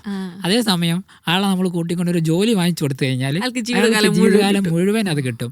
അതുപോലെ നമ്മൾ കുട്ടികളെ ഇങ്ങനത്തെ ഫ്രൂട്ട്സ് കഴിക്കാൻ പഠിപ്പിച്ചു കൊടുത്തു കഴിഞ്ഞാൽ, ആ ഒരു പാറ്റേൺ ഉണ്ടാക്കി കഴിഞ്ഞാൽ കുട്ടികൾ ജീവിതകാലം മുഴുവൻ അത് കഴിച്ചോളും. അങ്ങനെ അവർക്ക് പെർമനൻ്റ് ആയിട്ട് ഇമ്മ്യൂണിറ്റി ഉണ്ടാവും. നമ്മളൊരാഴ്ചത്തേക്ക് ഒരു ഇമ്മ്യൂണിറ്റി ബൂസ്റ്റർ കൊടുത്തു കഴിഞ്ഞാൽ ആ ആഴ്ച ചിലപ്പോൾ ഒരു മൈക്രോ ബാക്ടീരിയ ഒരു വൈറസ് നമ്മളടുത്തേക്ക് വരില്ല. അപ്പോൾ നമ്മൾ ഇതിനൊക്കെ റോളുള്ളത് ചിലപ്പോൾ ചില അസുഖങ്ങളൊക്കെ വന്നു കഴിഞ്ഞാൽ, അല്ലെങ്കിൽ കുറച്ച് മാൽനറിഷ്ഡ് ആയ കുട്ടിക്കൊക്കെ ഒന്ന് ബൂസ്റ്റ് ചെയ്യാൻ ഒരു സഹായിക്കും മൾട്ടി വൈറ്റമിൻ. നമ്മൾ ഈ ഭക്ഷണം തന്നെ മരുന്നാവണം എന്ന് പറയുന്നത് അല്ലേ? ഭക്ഷണം തന്നെ മരുന്നാവണം. ഭക്ഷണമാണ് നമ്മൾ ഏറ്റവും കൂടുതൽ കോൺസെൻട്രേറ്റ് ചെയ്യേണ്ടത്. ഇപ്പോൾ പ്രത്യേകിച്ച് പറയുമ്പോൾ ജങ്ക് ഫുഡിൻ്റെ ഒരു പ്രത്യേകത ഉണ്ട്. നമ്മൾ ഈ ജങ്ക് ഫുഡിൻ്റെ അതിപ്രസരമാണ് കുട്ടികളിൽ ഒട്ടുമിക്ക അസുഖത്തിനും കാരണം. നമ്മളെ പാരൻസ് എന്താ പറയുക, എൻ്റെ കുട്ടിക്ക് പ്രതിരോധമല്ല, അടിക്കടി അസുഖം വരുന്നുള്ളൂ. ഈ വരുന്ന കുട്ടിയുടെ കയ്യിൽ എന്തുണ്ടാവും? ഒരു കയ്യിൽ നമ്മളിപ്പോൾ അവൈലബിൾ ആയി. പണ്ടൊക്കെ നമുക്ക് ഈ ജംസോ അല്ലെങ്കിലൊക്കെ ചെറിയ പാക്കറ്റാണ് കിട്ടുക, ഇപ്പോൾ വലിയ ബോട്ടിലാണ് കിട്ടുക. ഈ ബോട്ടിൽ ഒരു കയ്യിൽ ഫ്രൂട്ടി ഉണ്ടാവും, ഒരു കയ്യിൽ ഈ കളറിൽ ഫുഡും ഉണ്ടാവും. ഈ കളറുള്ള ഫുഡ് ഞാൻ നേരത്തെ പറഞ്ഞ ഈ ഗട്ട് മൈക്രോബയോമിനെ ആൾട്ടർ ചെയ്യും. ഗട്ട് മൈക്രോബയോം ആൾട്ടർ ചെയ്യുന്നതോടുകൂടി ആവശ്യമുള്ള ബാക്ടീരിയ, ഇതിലുള്ള പ്രിസർവേറ്റീവ്സ്, ഇതിലുള്ള കെമിക്കൽസ്, ഇതൊക്കെ വയറ്റിലെത്തിക്കഴിഞ്ഞാൽ ഈ വയറ്റിലുള്ള ആവശ്യമുള്ള ബാക്ടീരിയ മുഴുവനായി നഷ്ടപ്പെട്ടു. ആ സ്ഥലത്ത് അനാവശ്യമായിട്ടുള്ള ഹാംഫുൾ ആയിട്ടുള്ള ബാക്ടീരിയ ഉണ്ടാവും. ഇത് ശരീരത്തിൽ ക്രോണിക് ഇൻഫ്ലമേഷൻ ഉണ്ടാക്കും. കുട്ടികൾക്ക് അടിക്കടി അസുഖങ്ങൾ വരാൻ തുടങ്ങും. കുട്ടികൾക്ക് പ്രതിരോധത്തിനുള്ള നമ്മൾ ഈ ഓരോ ഭക്ഷണം എന്താ ചെയ്യുന്നത്, നമ്മൾ ഓരോ each packet food is replacing A healthy diet. നമ്മൾ നല്ല മധുരമുള്ള ഭക്ഷണം കൊടുക്കുകയാണ്, നല്ല മധുരമുള്ള ബിസ്ക്കറ്റ്സ് കൊടുക്കുകയാണ്, നല്ല ടേസ്റ്റുള്ള അങ്ങനത്തെ കുക്കീസൊക്കെ കൊടുക്കുകയാണ്. അത് കഴിഞ്ഞിട്ട് നമ്മൾ വലിയ ടേസ്റ്റ് ഇല്ലാത്ത ഫുഡ്, ചോറ് അല്ലെങ്കിൽ ഫിഷ്, മീറ്റൊക്കെ കൊടുക്കുമ്പോൾ അവർക്ക് അതിനോട് താല്പര്യം ഉണ്ടാവില്ല. അതൊരു ഫുഡ് റീപ്ലേസ് ചെയ്യാണ്. അതുകൊണ്ട് യാതൊരു ബെനിഫിറ്റും ഇല്ല. ഈ കുക്കീസ് കൊണ്ടും ബിസ്ക്കറ്റ് കൊണ്ടും ദോഷം മാത്രമേ ഉള്ളൂ. അത് കലോറി നമുക്ക് ഉപകാരപ്പെടില്ല. അത് ഷുഗർ സ്പൈക്സ് ഉണ്ടാക്കുക. നമുക്ക് വേണ്ടത് പെർസിസ്റ്റൻ്റ് ആയിട്ടുള്ള ഷുഗർ. അതിപ്പോൾ ഒരു ഫ്രൂട്ടിൽ നിന്ന് കിട്ടുന്ന ഷുഗർ വിചാരിക്കുക, അത് പെട്ടെന്ന് അബ്സോർബ് ആവില്ല. മറ്റത് പെട്ടെന്ന് ഷുഗർ സ്പൈക്ക് ഉണ്ടാക്കും, കുട്ടികൾ ഹൈപ്പർ ആക്റ്റീവ് ആവുകയാണ്. കുട്ടികൾക്ക് ഈ ഹൈ ഷുഗർ ഈ ഗട്ടിലുള്ള അനാവശ്യമായിട്ടുള്ള ബാക്ടീരിയൻ്റെ വളർച്ച കൂട്ടാണ്, ഇമ്മ്യൂണിറ്റി കുറയ്ക്കുക ചെയ്യുന്നത്. ഒരിക്കലും നമ്മൾ ഒരുപാട് ബിസ്ക്കറ്റോ കഴിച്ച് ഒരുപാട് ജ്യൂസോ കുടിച്ച് തടിച്ച കുട്ടി ഇമ്മ്യൂൺ ഉള്ള കുട്ടിയല്ല, വളരെ ഇമ്മ്യൂൺ ഡെഫിഷ്യൻ്റ് മാത്രമല്ല ഡോക്ടർ, ഈ ചെറിയ പ്രായത്തിലൊക്കെ നമ്മളൊക്കെ ചെറുതായിരുന്ന സമയത്ത് കുറേ പഞ്ചസാരയൊക്കെ തരും. അന്നിപ്പോൾ ഇങ്ങനെ ക്രീമൊന്നുമല്ല, പഞ്ചസാര, എല്ലാ ഭക്ഷണത്തിനും കൂടെ പഞ്ചസാരയൊക്കെ തരും. പക്ഷെ ഇന്ന് അത് കൊടുക്കുമ്പോൾ പറയും കുട്ടികൾക്ക് അധികം പഞ്ചസാര കൊടുക്കരുത്. നമ്മളന്ന് അതൊന്നും പാലിച്ചിട്ടില്ല. പക്ഷെ ഇന്നിപ്പോൾ എന്തുകൊണ്ടായിരിക്കും അങ്ങനെ പഞ്ചസാര കൊടുക്കരുത്? അന്ന് പറയുന്ന ന്യായീകരണം കുട്ടികൾക്ക് ഷുഗറൊന്നും വരില്ല എന്നുള്ളത്. പക്ഷെ ഇന്ന് അങ്ങനെ എല്ലാ കാര്യങ്ങളൊക്കെ മാറി നമ്മൾ കണ്ടിട്ടുണ്ട്. അപ്പോൾ ഈ ഷുഗർ, ഈ പറഞ്ഞ പോലെ ഡോക്ടർ പറയുന്നത്, കുട്ടികൾക്ക് ഇപ്പോൾ ഭയങ്കര ക്രേവിംഗ് ആണ് ഷുഗറിനോട്. എവിടെ കണ്ടാലും അവർക്കത് കഴിക്കാൻ വേണം. അതിനപ്പുറത്തേക്ക് അവർക്ക് അത്രയും വലിയ ഡാമേജ് ഉണ്ടാക്കുന്നുണ്ട് ഈ ഷുഗർ. WHO റെക്കമെൻഡ് ചെയ്യുന്നത് കുട്ടികൾക്ക് 5 വയസ്സ് വരെയുള്ള കുട്ടികൾക്ക് നോ ഷുഗർ ഓർ ലിറ്റിൽ ഷുഗറാണ്. ഈ ഷുഗർ കൊടുക്കുമ്പോൾ ഒരുപാട് പ്രോബ്ലംസ് ഉണ്ട്. ഒന്ന്, ഒബിസിറ്റി ഉണ്ടാവാം, ഡയബറ്റീസ് ഉണ്ടാവാം, ഇതൊക്കെ ഫ്യൂച്ചറിൽ ഉണ്ടാവും. 2, കുട്ടികൾക്ക് ഈ ഷുഗർ സ്പൈക്ക് വരുമ്പോൾ കുട്ടികൾക്ക് ഹൈപ്പർ ആക്ടിവിറ്റി ഉണ്ടാവാം. അതുപോലെ തന്നെ കുട്ടികൾ പെട്ടെന്ന് സ്പൈക്ക് വരുമ്പം അത് കുറഞ്ഞും പോകും. ഒരു പേഴ്സിസ്റ്റൻ്റ് ആയിട്ടുള്ള ഒരു ഷുഗർ ലെവൽ മെയിൻറ്റെയിൻ ചെയ്യാൻ ഇങ്ങനത്തെ ഷുഗറിന്, നമ്മൾ ആഡഡ് ഷുഗറിന് സാധിക്കില്ല. അതുപോലെ ഗട്ട് മൈക്രോബയോം, നമ്മളെ ഇമ്മ്യൂണിറ്റിയെ ഏറ്റവും കൺട്രോൾ ചെയ്യുന്ന നമ്മളെ കുടലിലുള്ള മില്യൺ കണക്കിന് ബാക്ടീരിയകളുണ്ട്. അതിനെ നമ്മൾ അൾട്ടർ ചെയ്യാൻ ഈ ഹൈ ഷുഗർ കാരണമാവുന്നുള്ളതാണ്. അത് ഹാംഫുൾ ആയിട്ടുള്ള ബാക്ടീരിയ വളർന്നു വരും, ആവശ്യമുള്ള ബാക്ടീരിയ നഷ്ടപ്പെട്ടു പോകും. ഇതും ഇമ്മ്യൂണിറ്റിയെ ബാധിക്കും. മറ്റൊരു പ്രധാന കാരണം ഷുഗർ എന്ന് പറയുന്നത് മധുരമാണല്ലോ, അതാണ് നമുക്ക് ഇഷ്ടപ്പെടുക. അപ്പോൾ മധുരമില്ലാത്ത ഭക്ഷണം കൊടുത്തു കഴിഞ്ഞാൽ കുട്ടികൾ കഴിക്കില്ല. എല്ലാത്തിലും മധുരം ചേർക്കേണ്ടി വരും, ചോറിൽ മധുരം ചേർക്കേണ്ടി വരും. എല്ലാം മധുരമില്ലാത്ത ഭക്ഷണം കൊടുത്തു കഴിഞ്ഞാൽ കുട്ടികൾ കഴിക്കാത്തൊരവസ്ഥ വരും. അതേസമയം നമുക്ക് സേഫർ ആയിട്ടുള്ള ആൾട്ടർനേറ്റീവ്സ് ഉണ്ട്. നമുക്ക് പിന്നെ ഭക്ഷണത്തിൽ വേണമെങ്കിൽ കുറച്ച് തേങ്ങാപ്പാൽ ചേർത്ത് കഴിഞ്ഞാൽ ചെറിയ മധുരം കിട്ടും. ഇപ്പോൾ രാവിലെ നമ്മളിപ്പോൾ ഡയറ്റ് ചെയ്യുന്ന അല്ലെങ്കിൽ ജിമ്മിനൊക്കെ പോകുന്നവർക്കറിയാം, നമ്മൾ ഷുഗറല്ല ആഡ് ചെയ്യുക, 2-3 ഡേറ്റ്സ് ആഡ് ചെയ്ത് കഴിഞ്ഞാൽ നല്ല മധുരം ഉണ്ടാവും. അല്ലെങ്കിൽ നമുക്ക് സ്മാഷ്ഡ് ആയിട്ടുള്ള നല്ല മധുരമുള്ള ബനാന ആഡ് ചെയ്യാം, മാംഗോ ആഡ് ചെയ്യാം. ഇങ്ങനെയൊക്കെ ഒരുപാട് സേഫ് ആയിട്ടുള്ള ആൾട്ടർനേറ്റീവ്സ് ഉണ്ട്. ഇങ്ങനത്തെ ഉള്ള നമ്മൾ നാച്ചുറൽ ആയിട്ടുള്ള ഷുഗർ പ്രിഫർ ചെയ്യുമ്പോൾ അഡ്വാൻറ്റേജ് എന്താണ്? ഷുഗർ സ്പൈക്ക് ഉണ്ടാവില്ല, ഫൈബേഴ്സ് ഉണ്ടാവും, അതിനകത്ത് ഡയറ്ററി ഫൈബേഴ്സ് ഉണ്ടാവും. അത് നമ്മളെ ഗട്ട് മൈക്രോബയോമിനെ വളരാൻ സഹായിക്കും. പിന്നെ ഇതുപോലുള്ള അഡിറ്റീവ്സ് ഒന്നും അതിനകത്ത് ഉണ്ടാവില്ല, ഹൈ ഷുഗർ ഉണ്ടാവില്ല. എന്തുകൊണ്ടും അതിനകത്ത് ഒരുപാട് ഈ ഈ പഴങ്ങളിൽ ഷുഗർ മാത്രമല്ലല്ലോ ഉള്ളത്, അതിൽ വൈറ്റമിൻസും മിനറൽസും എല്ലാം കണ്ടൻ്റാണ്. അപ്പോൾ നമ്മൾ നാച്ചുറൽ ആൾട്ടർനേറ്റീവ്സാണ് യൂസ് ചെയ്യേണ്ടത്. No sugar or little sugar till 5 years. Okay, ഞാൻ കുറച്ച് കാര്യങ്ങൾ പറയാം ഡോക്ടർ. ഇപ്പോഴത്തെ ജനറേഷൻ കുട്ടികളുടെ കയ്യിൽ കാണുന്ന കുറേ സാധനങ്ങളാണ്. ജങ്ക് ഫുഡിനെ പറ്റി ഡോക്ടർ പറഞ്ഞല്ലോ. അപ്പോൾ ഡോക്ടർ അതിനകത്ത് യെസ് ഓർ നോ പറയണം, പറ്റുമോ എന്നുള്ളത്. ഏറ്റവും പ്രധാനമായിട്ട് കാണുന്നത് നമ്മുടെ പൊട്ടേറ്റോ ചിപ്സ് ആണ്, പല കളർ പാക്കറ്റിൽ. നോ, കാരണം എന്താ പറഞ്ഞു കഴിഞ്ഞാൽ ഹൈ ഷുഗറാണ്, മോണോസോഡിയം ഗ്ലൂക്കോണേറ്റ് ഉണ്ടാവാം. അത് നമ്മളെ ഗട്ടിൻ്റെ മൈക്രോബയോമിനെ അഫക്റ്റ് ചെയ്യും, ഇമ്മ്യൂണിറ്റി കുറയ്ക്കും എന്നുള്ളതാണ്. പിന്നെ പലതരത്തിലുള്ള ഡ്രിങ്ക്സ്, കളർ ഡ്രിങ്ക്സ് എഗെയിൻ അതിൽ അത് നോ ആണ്, ബിഗ് നോ ആണ്. ബിക്കോസ് അതിൽ പല പഴങ്ങളിലും പഴമായിട്ട് അല്ലെങ്കിൽ പല ഫ്രൂട്ടിയിലും ഒരു ഫ്രൂട്ടുമായിട്ട് ഒരു ബന്ധം ഉണ്ടാവില്ല, കളറും കുറച്ച് അഡിക്റ്റീവ്സും ഉണ്ടാവുക. അത് നമുക്ക് ഹൈ ഷുഗറാണ്, നമ്മളെ കുടലിലുള്ള ആവശ്യമുള്ള ബാക്ടീരിയ നഷ്ടപ്പെടും, ഇമ്മ്യൂണിറ്റി കുറയ്ക്കും, ഷുഗർ സ്പൈക്ക് ഉണ്ടാവും. French fries not recommended. Trans fat ഉണ്ടാവാം, ഹൈ ഷുഗർ ഉണ്ടാവാം, അതിനകത്ത് ഓയിലി ആയിരിക്കും, അതിനകത്ത് അഡിറ്റീവ്സ് ആഡ് ചെയ്യാൻ ചാൻസ് ഉണ്ട്. Not recommended. Burger again, burger ഒരു ജങ്ക് ഫുഡാണ്. അതിനകത്ത് ബ്രെഡാണ്, വൈറ്റ് ബ്രെഡാണ്. വൈറ്റ് ബ്രെഡിൽ എന്താ പ്രോബ്ലം എന്ന് കഴിഞ്ഞാൽ ഇറ്റ് ക്യാൻ കോസ് കോൺസ്റ്റിപ്പേഷൻ. അതിനകത്ത് അഡിറ്റീവ്സ് ഉണ്ടാവും, ഫ്രോസൺ മീറ്റ് ഉണ്ട്. നോ തന്നെയാണ്. അപ്പോൾ ചുരുക്കി പറഞ്ഞാൽ കുറവാണ്. Pizza again it is a process food. ഇതൊക്കെ ഇങ്ങനത്തെ നമുക്ക് ഇങ്ങനത്തെ ഒക്കെ once in a blue moon അല്ലെങ്കിൽ മന്ത്ലി വൺസ് നമ്മൾ പുറത്ത് പോകുമ്പോൾ കഴിക്കുന്നതുകൊണ്ട് നമ്മൾ അതിന് പകരം കുറച്ച് ഫ്രൂട്ട്സും വെജിറ്റബിൾസും കഴിച്ചു കഴിഞ്ഞാൽ അത് കോമ്പൻസേറ്റ് ചെയ്യാൻ പറ്റും. നമ്മൾ പറയല്ലോ യൂറോപ്യൻസോ കഴിക്കുമ്പോൾ ചെറിയൊരു മീറ്റ് അവർ കഴിക്കുകയാണെങ്കിൽ പിന്നെ അതിൻ്റെ കൂടെ തന്നെ ഒരുപാട് വെജീസും ഒരുപാട് ഫ്രൂട്ട്സും ഒക്കെ കഴിക്കും. പക്ഷേ ഞാൻ പറയുന്നത് നമുക്കും പ്രോബ്ലമാണിത്, കുട്ടികൾക്ക് മാത്രമല്ല. ഇതൊക്കെ പോസിബിളാണ്. ചില പാരൻസിൻ്റെ വിചാരം ഇങ്ങനെ ഒന്നും കൊടുക്കാതെ വളർത്താൻ പറ്റുമോ എന്നുള്ളതാണ്. അത് പോസിബിളാണ്. ഞാൻ എൻ്റെ വീട്ടിൽ ഒരു പിന്നെ ബേക്കറി ഐറ്റം വാങ്ങൂല. എൻ്റെ കുട്ടികൾക്ക് ഞാൻ ഈ കുക്കീസ് കൊടുക്കുകയല്ല. വന്ന് അവർക്ക് കുക്കീസ് ഇഷ്ടമല്ലാണ്ടായി. കുറേ ചെറിയ ബനാന വാങ്ങി വെക്കും, ഞാൻ ഫ്രൂട്ട്സ് വാങ്ങി വെക്കും, നമ്മൾ കഴിക്കും. അവരോട് അധികം കഴിക്കാനും പറയില്ല. ഗ്രാജ്വലി അവരത് കണ്ട് കഴിച്ച് പഠിക്കും. ഇതൊക്കെ പോസിബിളാണ്. മാത്രമല്ല ഈ പറയുന്ന കാര്യങ്ങളൊക്കെ നമുക്കും ആപ്ലിക്കബിൾ ആണ്. നമ്മൾ കുട്ടികൾക്ക് വേണ്ടിയെങ്കിൽ നമുക്ക് നന്നാവാം ഈ സമയത്ത്. അപ്പോൾ ഡോക്ടർ ഒരു കുക്കീസ് ഒന്നും കൊടുക്കില്ല, ബിസ്ക്കറ്റ് കൊടുക്കില്ല, ചോക്ലേറ്റ്സ് ഒന്നും കൊടുക്കില്ല. പലപ്പോഴും എൻ്റെ മോള് ഗിഫ്റ്റ് ആയിട്ട് ചോദിക്കുക കുക്കീസും മുട്ടായിയാണ്. നമ്മളെ കുട്ടികൾക്ക്, നമ്മളെ സാധാരണ കുട്ടികൾക്ക് ഒരു ബിസ്ക്കറ്റ് ഗിഫ്റ്റായി കൊടുത്തു കഴിഞ്ഞാൽ അവർ ചിലപ്പോൾ എറിഞ്ഞു കളയും. കാരണം അവർക്ക് ഈസിലി അവൈലബിൾ ആണ്. അപ്പോൾ നമ്മളിത് ഇങ്ങനെ സാധിക്കും എന്നുള്ളതാണ് എനിക്ക് തോന്നുന്നത്. നമ്മൾ വെറൈറ്റി ഇൻട്രൊഡ്യൂസ് ചെയ്യുക. എല്ലാ ദിവസവും ചോറ് കൊടുക്കുക. ഇപ്പോൾ പണ്ടുള്ള മദേഴ്സൊക്കെ നമുക്ക് ചെറുപ്പത്തിലുള്ള ഓർമ്മ ഉള്ളത്, നമ്മളെ വായിൽ ഇപ്പോഴുള്ള രുചി എന്താ, നമ്മളെ മദേഴ്സ് തന്ന ഫുഡിൻ്റെ ടേസ്റ്റാണ്. അതെന്താ അറിയുക, കുറച്ച് ചോറ്, അതിനകത്ത് കുറച്ച് നെയ്യും കുറച്ച് ഉള്ളിയൊക്കെ ആഡ് ചെയ്ത് ഉപ്പൊക്കെ ചേർത്ത് നന്നായിട്ട് അതിന് ചിലപ്പം ഒരു എഗ്ഗൊക്കെ ചേർത്ത് തരും. ഇങ്ങനെ നമ്മളിപ്പോഴത്തെ ന്യൂജൻ പാരൻസ് കൊടുക്കുന്നുണ്ടോ? നമ്മൾ ചോറ് കുറവായിരിക്കും, കുറച്ച് ചോറ് സൈഡിലൊക്കെ ഇട്ട് മിക്സ് ആക്കിയിട്ട് വേഗം ഫോൺ വെച്ച് കൊടുക്കുന്നു, കഴിക്കുന്നു. അപ്പോൾ ഇങ്ങനത്തെ ഫുഡ് നന്നായിട്ട് ആസ്വദിച്ച് കഴിക്കാനും പറ്റൂല, അവർക്ക് അതിൻ്റെ ടേസ്റ്റ് ഇഷ്ടപ്പെടില്ല. നമ്മളൊരു ഫുഡ്, നമ്മളിപ്പോൾ പ്രത്യേകിച്ച് ഒരു ഹോട്ടൽ ഇഷ്ടപ്പെടുന്നത് എന്താ, അവിടെയുള്ള ടേസ്റ്റാണ്. അതുപോലെ തന്നെ കുട്ടികൾ ഫുഡ് ഇഷ്ടപ്പെടാൻ എന്താ നമുക്ക് ഏറ്റവും ചെയ്യാൻ പറ്റുന്നത്, നല്ല ടേസ്റ്റ് കൊടുക്കുക, ക്വാളിറ്റി കൂട്ടുക. ക്വാണ്ടിറ്റി നമ്മൾ ഒരുപാട് കൂട്ടാൻ പറ്റില്ല. കുട്ടികൾ പറയാൻ എന്താണ്, അവരൊരു 1/3 മാത്രമേ അവർ കഴിക്കുന്നുള്ളതാണ്. ക്വാണ്ടിറ്റി കൂട്ടാൻ പറ്റില്ല. നമുക്ക് ക്വാളിറ്റി ഫുഡ് കൊടുക്കാം. കൊടുക്കുന്നതിൽ തന്നെ നല്ല എനർജി ഡെൻസ് ആയിട്ട് കൊടുക്കാം. അപ്പോൾ എൻ്റെ മോള് ചെറുപ്പത്തിലൊന്നും ഫുഡ് കഴിക്കാൻ വളരെ മോശമായിരുന്നു. അപ്പോൾ എൻ്റെ വൈഫ് ചെയ്യുന്നൊരു പരിപാടി, അവളൊരു ഹാഫ് ഗ്ലാസ് മിൽക്ക് എടുക്കും, അതിനകത്ത് നമ്മൾ പിന്നെ ബദാം പുതിർത്തിയിട്ട് അതിനകത്ത് 4-5 എണ്ണം ഇടും, ഒരു ഹാഫ് ബനാന, പിന്നെ ഒരു ഡേറ്റ്സ്, ഇതെല്ലാം കൂടി ഒരു ഷേക്ക് പോലെ ആക്കും. എന്നിട്ട് ഇതൊരു 1/2 ഗ്ലാസ് കുടിപ്പിക്കും. ഈ 1/2 ഗ്ലാസ് കുടിക്കുമ്പോൾ തന്നെ അവൾ നല്ല എനർജറ്റിക് ആവും. അത്യാവശ്യം അതിനകത്ത് എല്ലാ കണ്ടൻറ്റും ഉണ്ട്. ഒരുവിധം ഒരു നേരത്തെ ഫുഡായിട്ട് അത് നമുക്ക് കൺസിഡർ ചെയ്യാൻ പറ്റുന്നതാണ്. അങ്ങനെ നമ്മൾ എനർജി ഡെൻസ് ആക്കാം, ക്വാളിറ്റി കൂട്ടാം. ഓക്കെ, ഇപ്പോഴത്തെ കുട്ടികൾക്കുണ്ടല്ലോ ഡോക്ടർ, ഇപ്പോൾ ഭക്ഷണം നമ്മൾ എത്ര രുചിയിൽ ഉണ്ടാക്കി കൊടുത്താലും അതങ്ങോട്ട് വായന്ന് ഇങ്ങോട്ട് ഇറങ്ങണമെങ്കിൽ എന്തെങ്കിലും ഒരു വീഡിയോ കാണണം. അതിപ്പോൾ മൊബൈലിലായിരിക്കണം അല്ലെങ്കിൽ ടാബിലായിരിക്കണം, അതിരുന്ന് വീഡിയോ കണ്ട് ഭക്ഷണം കഴിക്കുന്നത് എനിക്ക് തോന്നുന്നു ഒരു കോമൺ ആയിട്ട് നമ്മൾ എല്ലായിടത്തും കാണുന്നതാണ്. അത് വലിയ പ്രശ്നമാണോ? ഈ കാര്യമാണ് നമ്മളെ ന്യൂജൻ പാരൻസ് ഏറ്റവും അറിഞ്ഞിരിക്കേണ്ടത്. ഒന്ന്, നമ്മൾ ഈ ഫോൺ അല്ലെങ്കിൽ വീഡിയോ കാണിച്ച് ഫുഡ് കൊടുക്കുമ്പോൾ അവരതിൻ്റെ ടേസ്റ്റ് തീരെ മനസ്സിലാക്കൂല. അവർ വളരെ യാന്ത്രികമായിട്ട് കഴിക്കും. അവർ ചോറാണോ കഴിക്കുന്നത്, മീറ്റാണോ കഴിക്കുന്നത്, വേറെ എന്തെങ്കിലും ഫ്രൂട്ടാണോ, അവരൊന്നും അറിയില്ല. അവർ കഴിച്ചിട്ടുണ്ടോയെന്ന് അറിയില്ല. ചിലപ്പോൾ നമ്മൾ കുട്ടികൾ കൊടുത്തു കഴിഞ്ഞാൽ കുട്ടികൾ ഞാൻ ഫുഡ് കഴിച്ചിരുന്നോന്ന് ചോദിക്കും. കഴിച്ച് കഴിഞ്ഞോ, ഫുഡ് കഴിച്ച് നമ്മൾ എടുത്ത ഫുഡ് തീരുമ്പോഴാണ് നമ്മൾ അറിയുക. അതുപോലെ തന്നെ ഒരുപാട് ഫുഡ് കഴിക്കും.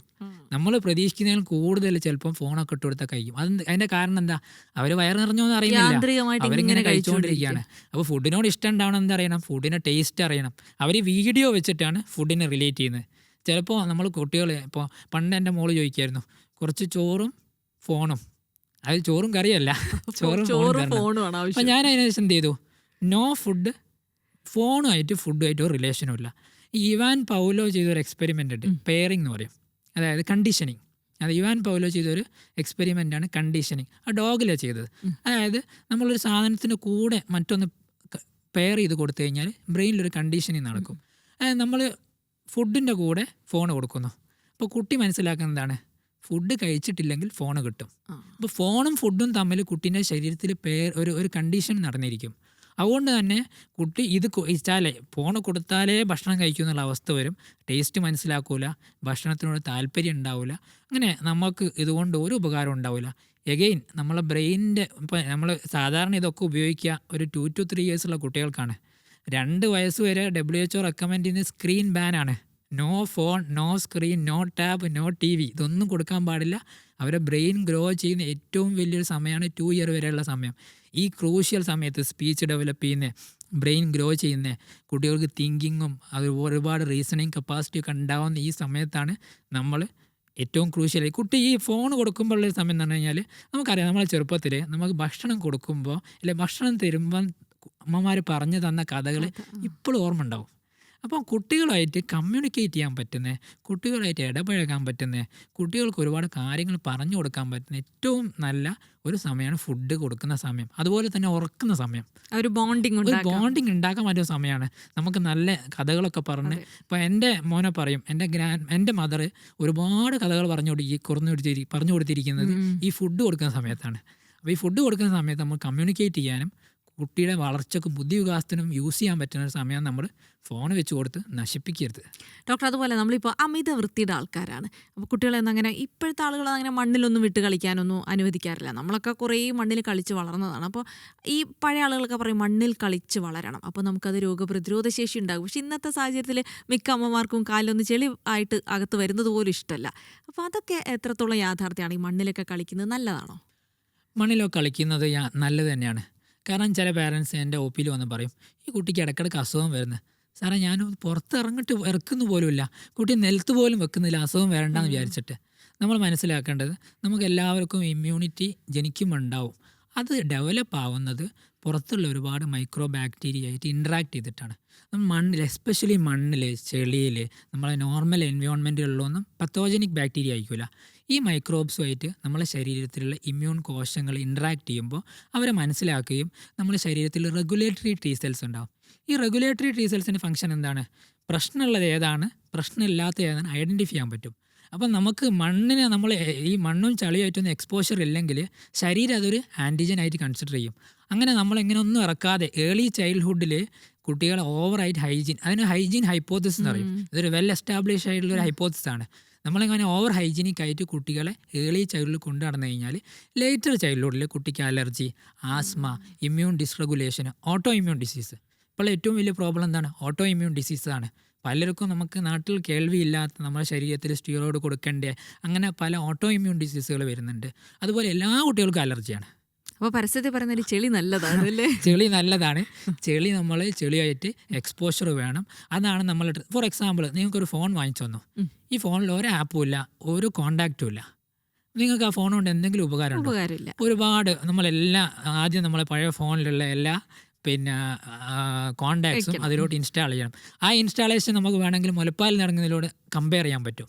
പിന്നെ ഒരുപാട് ആപ്പ് ഇൻസ്റ്റാൾ ചെയ്യണം.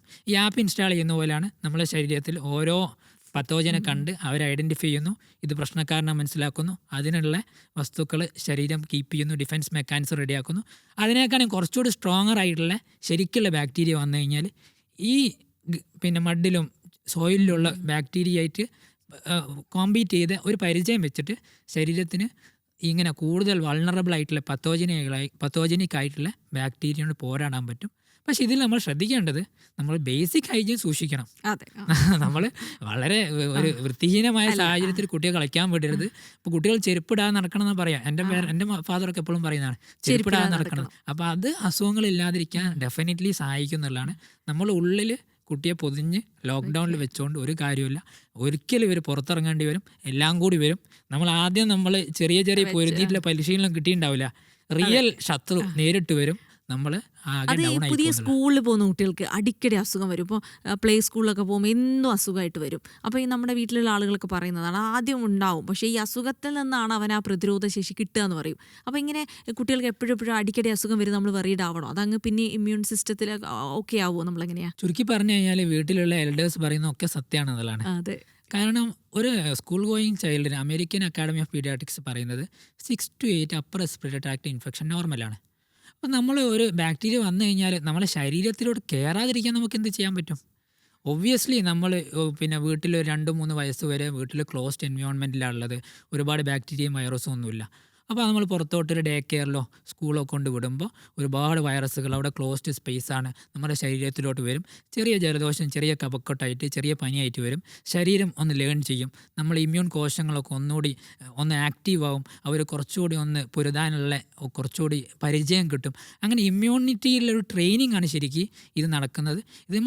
ഇതിൽ നമ്മൾ പ്രത്യേകം ശ്രദ്ധിക്കേണ്ടത് കുട്ടികൾക്ക് ഒരു 10-ൽ കൂടുതൽ അപ്പർ റെസ്പിറേറ്ററി ഇൻഫെക്ഷൻ വരുന്നുണ്ട്, ഒരു 4-ൽ കൂടുതൽ ചെവിയിൽ ഇൻഫെക്ഷൻ വരുന്നുണ്ട്, 2-3-2-ൽ കൂടുതൽ ന്യൂമോണിയ വരുന്നുണ്ട് വർഷത്തിൽ. അങ്ങനെ കൂടുതലായിട്ട് വരുന്നുണ്ടെങ്കിൽ നമ്മൾ കുട്ടിയെ നോക്കണം. കുട്ടി നോർമലി ഗ്രോയിങ് ആണോ നോക്കണം. അണ്ടർ നറിഷ്ഡ് ആണെങ്കിൽ കൂടുതൽ ഇൻഫെക്ഷൻ കിട്ടാം. അല്ലെങ്കിൽ ഒബിസിറ്റി ഇറ്റ്സെൽഫ്, ഒരുപാട് തടിയുള്ള കുട്ടികൾ നമുക്ക് വളരെ ആരോഗ്യമുള്ള കുട്ടികളാണെന്ന് വിചാരിക്കും. അപ്പോൾ ഒബിസിറ്റിയുള്ള കുട്ടികൾക്കും ഇമ്മ്യൂൺ ഡിസ്ഫങ്ഷൻ ഉണ്ടാവാം. അതുപോലെ അങ്ങനത്തെ കുട്ടികൾക്കൊക്കെ നമ്മൾ ഇങ്ങനത്തെ ഒരു പരിധിയിൽ കൂടുതൽ വരുന്നുണ്ട്, സിവിയർ ഇൻഫെക്ഷൻ വരുന്നുണ്ട്, ICU അഡ്മിഷൻ വരുന്നുണ്ട്, ഫ്രീക്വൻറ്റ് ആൻറ്റിബയോട്ടിക്സ് വേണ്ടി വരുന്നുണ്ട്, കുട്ടികൾക്ക് അൺയൂഷ്വൽ സൈറ്റിലൊക്കെ വരുന്നുണ്ട് ഇൻഫെക്ഷന്, ബോൺ ഇൻഫെക്ഷന്. അപ്പോൾ നമ്മളെ ആകെ പിടിച്ചു കുലുക്കുന്ന ഇൻഫെക്ഷൻസ് വരുന്നുണ്ടെങ്കിൽ നമ്മളത് ഇവാലുവേറ്റ് ചെയ്യണം എന്നുള്ളതാണ്. അതർവൈസ് ചെറിയ ജലദോഷം, കഫക്കെട്ടൊക്കെ കുട്ടികൾക്ക് വരണം തന്നെയാണ് കൃത്യമായിട്ട് മനസ്സിലാക്കേണ്ടത്. ഡോക്ടർ, അത് അസുഖം വരുമ്പോൾ ഏത് ഘട്ടത്തിൽ ഹോസ്പിറ്റലിൽ കൊണ്ടുപോകണം എന്നൊരു സംശയമാണ്. കാര്യം അസുഖം വന്നു, പനി തുടങ്ങി, ഒരു ദിവസം പനിച്ചു, 2ാമത്തെ ദിവസം പനിച്ചു.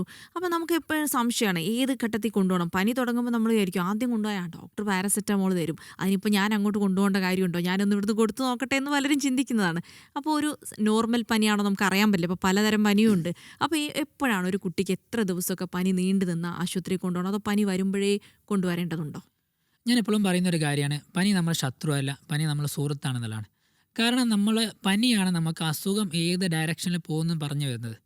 അപ്പോൾ നല്ല അതിശക്തമായ പനിയാണ്, കുട്ടിക്ക് ഒരു 40 ഡിഗ്രിയിലും കൂടുതലുണ്ട്, അല്ലെങ്കിൽ കുട്ടിക്ക് അമിതമായ ക്ഷീണമുണ്ട്, കുട്ടിക്ക് റിക്കറൻറ്റ് വോമിറ്റിംഗ് ഉണ്ട്, നമുക്ക് അബോധാവസ്ഥ വരുന്നുണ്ട്, കുട്ടി തീരെ ഫുഡൊന്നും കഴിക്കുന്നില്ല, ഭക്ഷണം കഴിക്കുന്നില്ല, അല്ലെങ്കിൽ കുട്ടി ഭയങ്കര ടയേർഡാണ്, നന്നായിട്ട് റെസ്പോണ്ട് ചെയ്യുന്നില്ല, ആകെ മൊത്തം കുട്ടി നോട്ട് വെൽ എന്ന് തോന്നുകയാണെങ്കിൽ നമുക്ക് പെട്ടെന്ന് കാണിക്കണം. അതർവൈസ് കുട്ടി ആക്റ്റീവാണ്, ഇൻ്റർഫെബ്രൈൽ പീരീഡ് എന്ന് പറയും, 2 പനിയുടെ ഇടയിലുള്ള സമയം കുട്ടി ആക്റ്റീവാണ്, നന്നായിട്ട് വെള്ളം കുടിക്കുന്നുണ്ട്, കുട്ടി അലർട്ടാണ്, സംസാരിക്കുന്നുണ്ട്, പ്രശ്നമൊന്നുമില്ലെങ്കിൽ ഫസ്റ്റ് ഡേ നമ്മൾ ഡോക്ടറെ കാണിക്കേണ്ട ആവശ്യമൊന്നുമില്ല. ഒരു 6 മാസത്തിന് ശേഷമുള്ള കുട്ടിയാണെങ്കിൽ, ചെറിയ കുട്ടികൾ നമ്മൾ പെട്ടെന്ന് കാണിക്കേണ്ടി വരും. കാരണം പലപ്പോഴും നമ്മൾ അവരെ സിംറ്റംസ് ഐഡൻറ്റിഫൈ ചെയ്യാൻ പറ്റില്ല. കുറച്ച് വലിയ കുട്ടികളൊന്നും നമ്മൾ കാണിക്കണമെന്നില്ല. ഫസ്റ്റ് ഡേ നമ്മൾ പാരസെറ്റമോൾ കൊടുത്ത് നോക്കുക, നന്നായിട്ട് ഹൈഡ്രേറ്റ് ചെയ്യുക, അഡിക്വേറ്റ് റെസ്റ്റ് കൊടുക്കുക, എന്നിട്ട് നമ്മൾ ഒബ്സർവ് ചെയ്യുക. നെക്സ്റ്റ് ഡേ ചെറിയ ജലദോഷം തുടങ്ങുന്നത് നമ്മൾ സേഫായി, വലിയ കുഴപ്പമില്ല.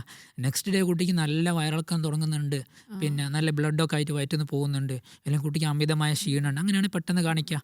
അപ്പം നമ്മൾ പനിയൊന്ന് ഒബ്സർവ് ചെയ്യുക, കുട്ടിയുടെ ജനറൽ കണ്ടീഷൻ ഒബ്സർവ് ചെയ്യുക, എന്നിട്ട് നമ്മൾ ഡോക്ടറെ കാണിക്കുക. ഇനി ഒരു മദറിന് ചൈൽഡ് നോട്ട് വെൽ എന്ന് തോന്നുകയാണ്, നമ്മൾ മദറാണ് ഏറ്റവും ഫസ്റ്റ് ഡോക്ടർ എന്ന് പറയാം. എൻ്റെ കുട്ടി ഓക്കെ അല്ല എന്ന് മദർ പറഞ്ഞു കഴിഞ്ഞാൽ നമ്മൾ കുട്ടിയെ വീട്ടിൽ വിടില്ല. ഇപ്പോൾ ചില സമയത്തൊക്കെ കുട്ടിയെ കൊണ്ടുവരും, അപ്പോൾ കുട്ടി നമ്മൾ നോക്കുമ്പോൾ മദർ നമ്മൾ പറയും ഇല്ല കുട്ടിക്ക് വലിയ കുഴപ്പമൊന്നുമില്ല എന്ന് പറയും. മദർ ഇല്ല ഡോക്ടറെ കുട്ടിക്ക് എന്തോ പ്രോബ്ലം ഉണ്ട്, ഒരു ഗട്ട് ഇൻസ്റ്റിങ്ക്റ്റ് ഉണ്ട്. അങ്ങനെ ഒരു പ്രോബ്ലം ഉണ്ടെങ്കിൽ ഡെഫിനറ്റ്ലി ഡോക്ടറെ കാണിക്കുക. ഡോക്ടർ ഒന്ന് റീഅഷ്യൂർ ചെയ്യും, ഡോക്ടർ നോക്കും. അതർവൈസ് നമ്മൾ പനി എങ്ങനെ പേടിച്ചിട്ട് പെട്ടെന്ന് പാരസെറ്റമോൾ കൊടുക്കുക. പഠനങ്ങൾ പറയുന്നത് നമ്മൾ പെട്ടെന്ന് പാരസെറ്റമോൾ കൊടുക്കേണ്ട കാര്യമല്ല എന്നുള്ള. ചെറിയ പനിയിൽ നമ്മൾ കുട്ടിയെ ഡിസ്കംഫേർട്ട് ഉണ്ടെങ്കിൽ മാത്രം പാരസെറ്റമോൾ കൊടുത്താൽ മതി. ചെറിയ പനിക്കൊക്കെ അവരങ്ങ് ടോളറേറ്റ് ചെയ്യും. ഡോക്ടർ, ഈ ചെറിയ പനി, ചുമ, ജലദോഷം അതിനൊക്കെ നമുക്ക് വീട്ടിൽ തന്നെ ചെയ്യാൻ പറ്റുന്ന കാര്യങ്ങളുണ്ടോ? വീട്ടിൽ തന്നെ ചെയ്യാൻ പറ്റുന്നതാണ് നമ്മൾ ഈ പറയുന്ന കുട്ടിയെ നന്നായിട്ട് ഹൈഡ്രേറ്റ് ചെയ്യുക, കുട്ടിയെ അഡ്യൂക്കേറ്റ് ആയിട്ട് പിന്നെ ഫുഡ് കൊടുക്കുക, റെസ്റ്റ് കൊടുക്കുക. പിന്നെ സെലൈൻ ഡ്രോപ്സ് ഒക്കെ ഉണ്ടാകും നമ്മുടെ വീട്ടിൽ അവൈലബിൾ, അത് മൂക്കടപ്പിനൊക്കെ നമുക്ക് ഉറ്റിച്ച് കൊടുക്കാം. കുട്ടിക്ക് നമ്മൾ പലപ്പോഴും ഭക്ഷണമൊക്കെ നമ്മൾ ഒന്ന് സ്റ്റോപ്പ് ചെയ്ത് വെക്കും. അസുഖം വന്നു കഴിഞ്ഞാൽ കഞ്ഞി കൊടുക്കില്ല, വേറെ ഒന്നും കൊടുക്കില്ല, പകരം നന്നായിട്ട് ഭക്ഷണം കൊടുക്കുക എന്നുള്ളതാണ്. ബ്രസ്റ്റ് ഫീഡ് പ്രൊമോട്ട് ചെയ്യുക. ഈ ബ്രസ്റ്റ് ഫീഡിൽ പറഞ്ഞ പോലെ ഒരുപാട് ആൻറ്റിബോഡീസ് ഉള്ളതാണല്ലോ. അപ്പം നമുക്ക് ഒരു ബ്രസ്റ്റ് ഫീഡ് തന്നെ ഒരു ട്രീറ്റ്മെൻ്റ് ആയിട്ട് കൊടുക്കാം. ഇപ്പോൾ ബ്രസ്റ്റ് ഫീഡ് കുട്ടിക്ക് ചെറിയ ഇൻഫെക്ഷൻസ് വരികയാണെങ്കിൽ നമ്മൾ സേഫാണ്. ഡോക്ടർ, പിന്നെ ഈ നമ്മൾ പൊതുവേ കേട്ട് വരുന്നൊരു മിത്താണോ സത്യമാണോ എന്ന് എനിക്കിപ്പോഴും അറിയില്ല. കുട്ടികൾ പുറത്ത് പോകുമ്പോൾ മഴ നനയുക, ജലദോഷം വരും, ഐസ്ക്രീം കൊടുത്താൽ ജലദോഷം വരും, അല്ലെങ്കിൽ തുമ്മൽ വരും, കഫക്കെട്ട് വരും, ഇതൊക്കെ എത്രത്തോളം യാഥാർത്ഥ്യമാണ്? സയൻറ്റിഫിക്കലി പറയുമ്പോൾ ഇതൊന്നും, ഈ മഴ നനഞ്ഞാലോ ഐസ്ക്രീം കഴിച്ചാലോ അല്ലെങ്കിൽ പിന്നെ തണുത്ത് കഴിച്ചാലോ ഒന്നും, അല്ലെങ്കിൽ തണുത്ത വെള്ളം കുടിച്ചാലോ ഒന്നും ഇൻഫെക്ഷൻ വരില്ല. വൈറസോ ബാക്ടീരിയയോ ഒക്കെ ശരീരത്തിൽ കയറുമ്പോഴാണ് നമുക്ക് ഇൻഫെക്ഷൻ വരുന്നത്. എന്നാലോ നമ്മൾ നല്ല തണുത്ത ഭക്ഷണം അല്ലെങ്കിൽ പിന്നെ ഐസ്ക്രീമൊക്കെ കഴിക്കുമ്പോൾ നമുക്ക് തൊണ്ടയിലൊരു ഇറിറ്റേഷൻ വരാം. അത് ചിലപ്പോൾ കുറച്ചൊരു മ്യൂക്കസ് പ്രൊഡക്ഷനൊക്കെ കൂട്ടാം, ചെറിയ ട്രാൻസിൻ്റെ ഒരു ചുമയൊക്കെ വരാം. അതുപോലെ മഴ നനയുന്ന കുട്ടികൾ, ഞാനൊക്കെ കുട്ടികളുടെ മക്കൾക്ക് മഴ എന്ന് പറഞ്ഞാൽ ഇപ്പോൾ ഒരു പേടിയാണ്. എന്തോ തീയിലൊക്കെ പോകുന്ന വരെയാണ് മഴ നനയാന്ന് പറയുന്നത്. നമ്മൾ പേടിപ്പിച്ച് വെച്ചിരിക്കുന്നുണ്ട്. മഴ നനയുന്നതുകൊണ്ട് കുഴപ്പമില്ല. ഈ പറഞ്ഞ പോലെ നമ്മൾ നാച്ചുറായിട്ട് കുറച്ച് ഇടപഴകാനും കുറച്ച് ഇമ്മ്യൂണിറ്റി ഗെയിൻ ചെയ്യാനൊക്കെ മഴ നനയുന്നത് നല്ലതാണ്. പക്ഷേ പ്രൊലോങ് ആയിട്ട് മഴ നനയാതെ നോക്കുക. കാരണം ശരീരം ഒരുപാട് തണുത്ത് കഴിഞ്ഞാൽ നമ്മൾ ഈ പിന്നെ മ്യൂക്കോസൽ ബാരിയറൊക്കെ ഒന്ന് ബാക്കോട്ട് നോക്കും. അപ്പോൾ ചെറിയ വൈറൽ ഇൻഫെക്ഷനൊക്കെ കിട്ടാമെന്നുള്ളതാണ്. പലപ്പോഴും നമ്മൾക്ക് ഈ കുട്ടികൾക്ക് ഈ മഴ നനഞ്ഞതുകൊണ്ടല്ല ഇൻഫെക്ഷൻ കിട്ടുന്നത്, ഈ മഴ വരുന്നത് റെയിനി സീസണിലാണല്ലോ. ആ സമയത്ത് ഒരുപാട് വൈറസ് ഉണ്ടാകും, അന്തരീക്ഷവും നല്ല ഹ്യൂമിഡ് ആയിരിക്കും. അപ്പോൾ ആ സമയത്ത് കിട്ടുന്ന വൈറസുകളാണ് ഇൻഫെക്ഷന് കാരണമാവുന്നത്. മഴ നനഞ്ഞുകൊണ്ടല്ല, എഗെയിൻ ഐസ്ക്രീം കൊടുത്തുകൊണ്ടല്ല, ഏതെങ്കിലും ഫംഗ്ഷനായിരിക്കും ഐസ്ക്രീം കഴിക്കുന്നത്. അപ്പോൾ ഈ ഫംഗ്ഷനിലെ ഏതെങ്കിലും ആളുകൾ കോണ്ടാക്റ്റിൽ വൈറസ് കിട്ടുന്നതാണ്. പിന്നെ AC ഇട്ട് വെക്കുമെന്ന് പറയും.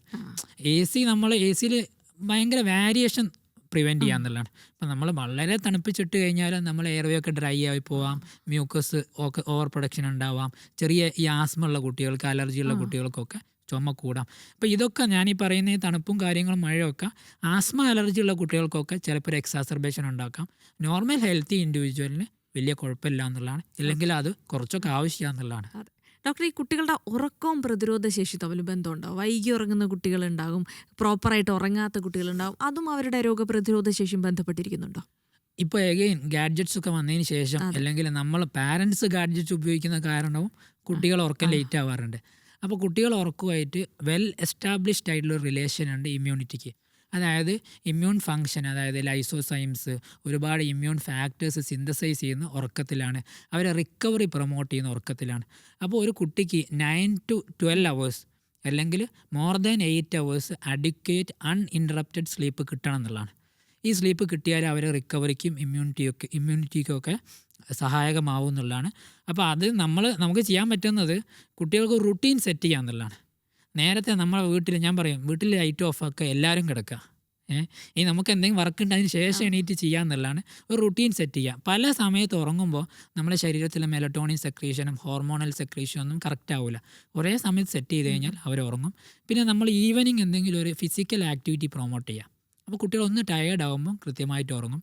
ഉച്ചയ്ക്ക് ശേഷം കുട്ടികൾ അധികം ഉറക്കാതിരിക്കുക. സ്കൂളിൽ നിന്ന് വന്ന് വേഗം ഉറക്കിക്കഴിഞ്ഞാൽ ഒബ്വിയസ്ലി കുട്ടികൾ രാത്രി ഉറങ്ങുന്നത് ലേറ്റ് ആവും. അപ്പോൾ കുട്ടികൾ അഡിക്വേറ്റ് സ്ലീപ്പ്, ഇമ്മ്യൂണിറ്റി വളരെ പ്രധാനമാണ്.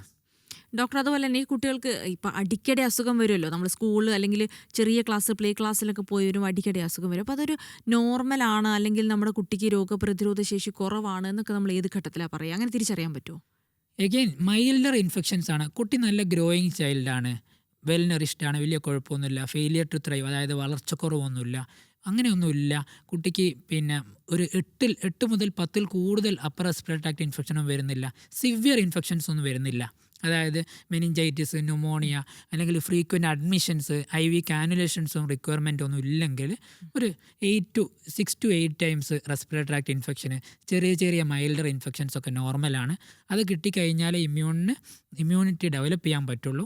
എന്നാലോ ഇങ്ങനെ സിവിയർ ഇൻഫെക്ഷൻസ് വരുന്നുണ്ടെങ്കിൽ നമ്മളത് അബ്നോർമലായി കാണണം. അതിൻ്റെ കാരണം എന്താണെന്ന് കൃത്യമായിട്ട് വർക്കൗട്ട് ചെയ്യണം. ചില സമയത്ത് ഇമ്മ്യൂണോ ഡെഫിഷ്യൻസി ആയിരിക്കാം, നമുക്ക് ജനറ്റിക്കലി ഇമ്മ്യൂണോ ഡെഫിഷ്യൻസി ഉണ്ടായിരിക്കാം. ചില സമയത്ത് നമ്മൾ ന്യൂട്രീഷൻ, ഈ പറഞ്ഞ പോലെ ജങ്ക് ഫുഡിൻ്റെ അതിപ്രസരം കാരണം ആവശ്യത്തിന് വൈറ്റമിൻസോ ആവശ്യത്തിന് പ്രോട്ടീൻസോ ആവശ്യത്തിന് വേണ്ട ന്യൂട്രിയൻസോ കിട്ടുന്നുണ്ടാവില്ല.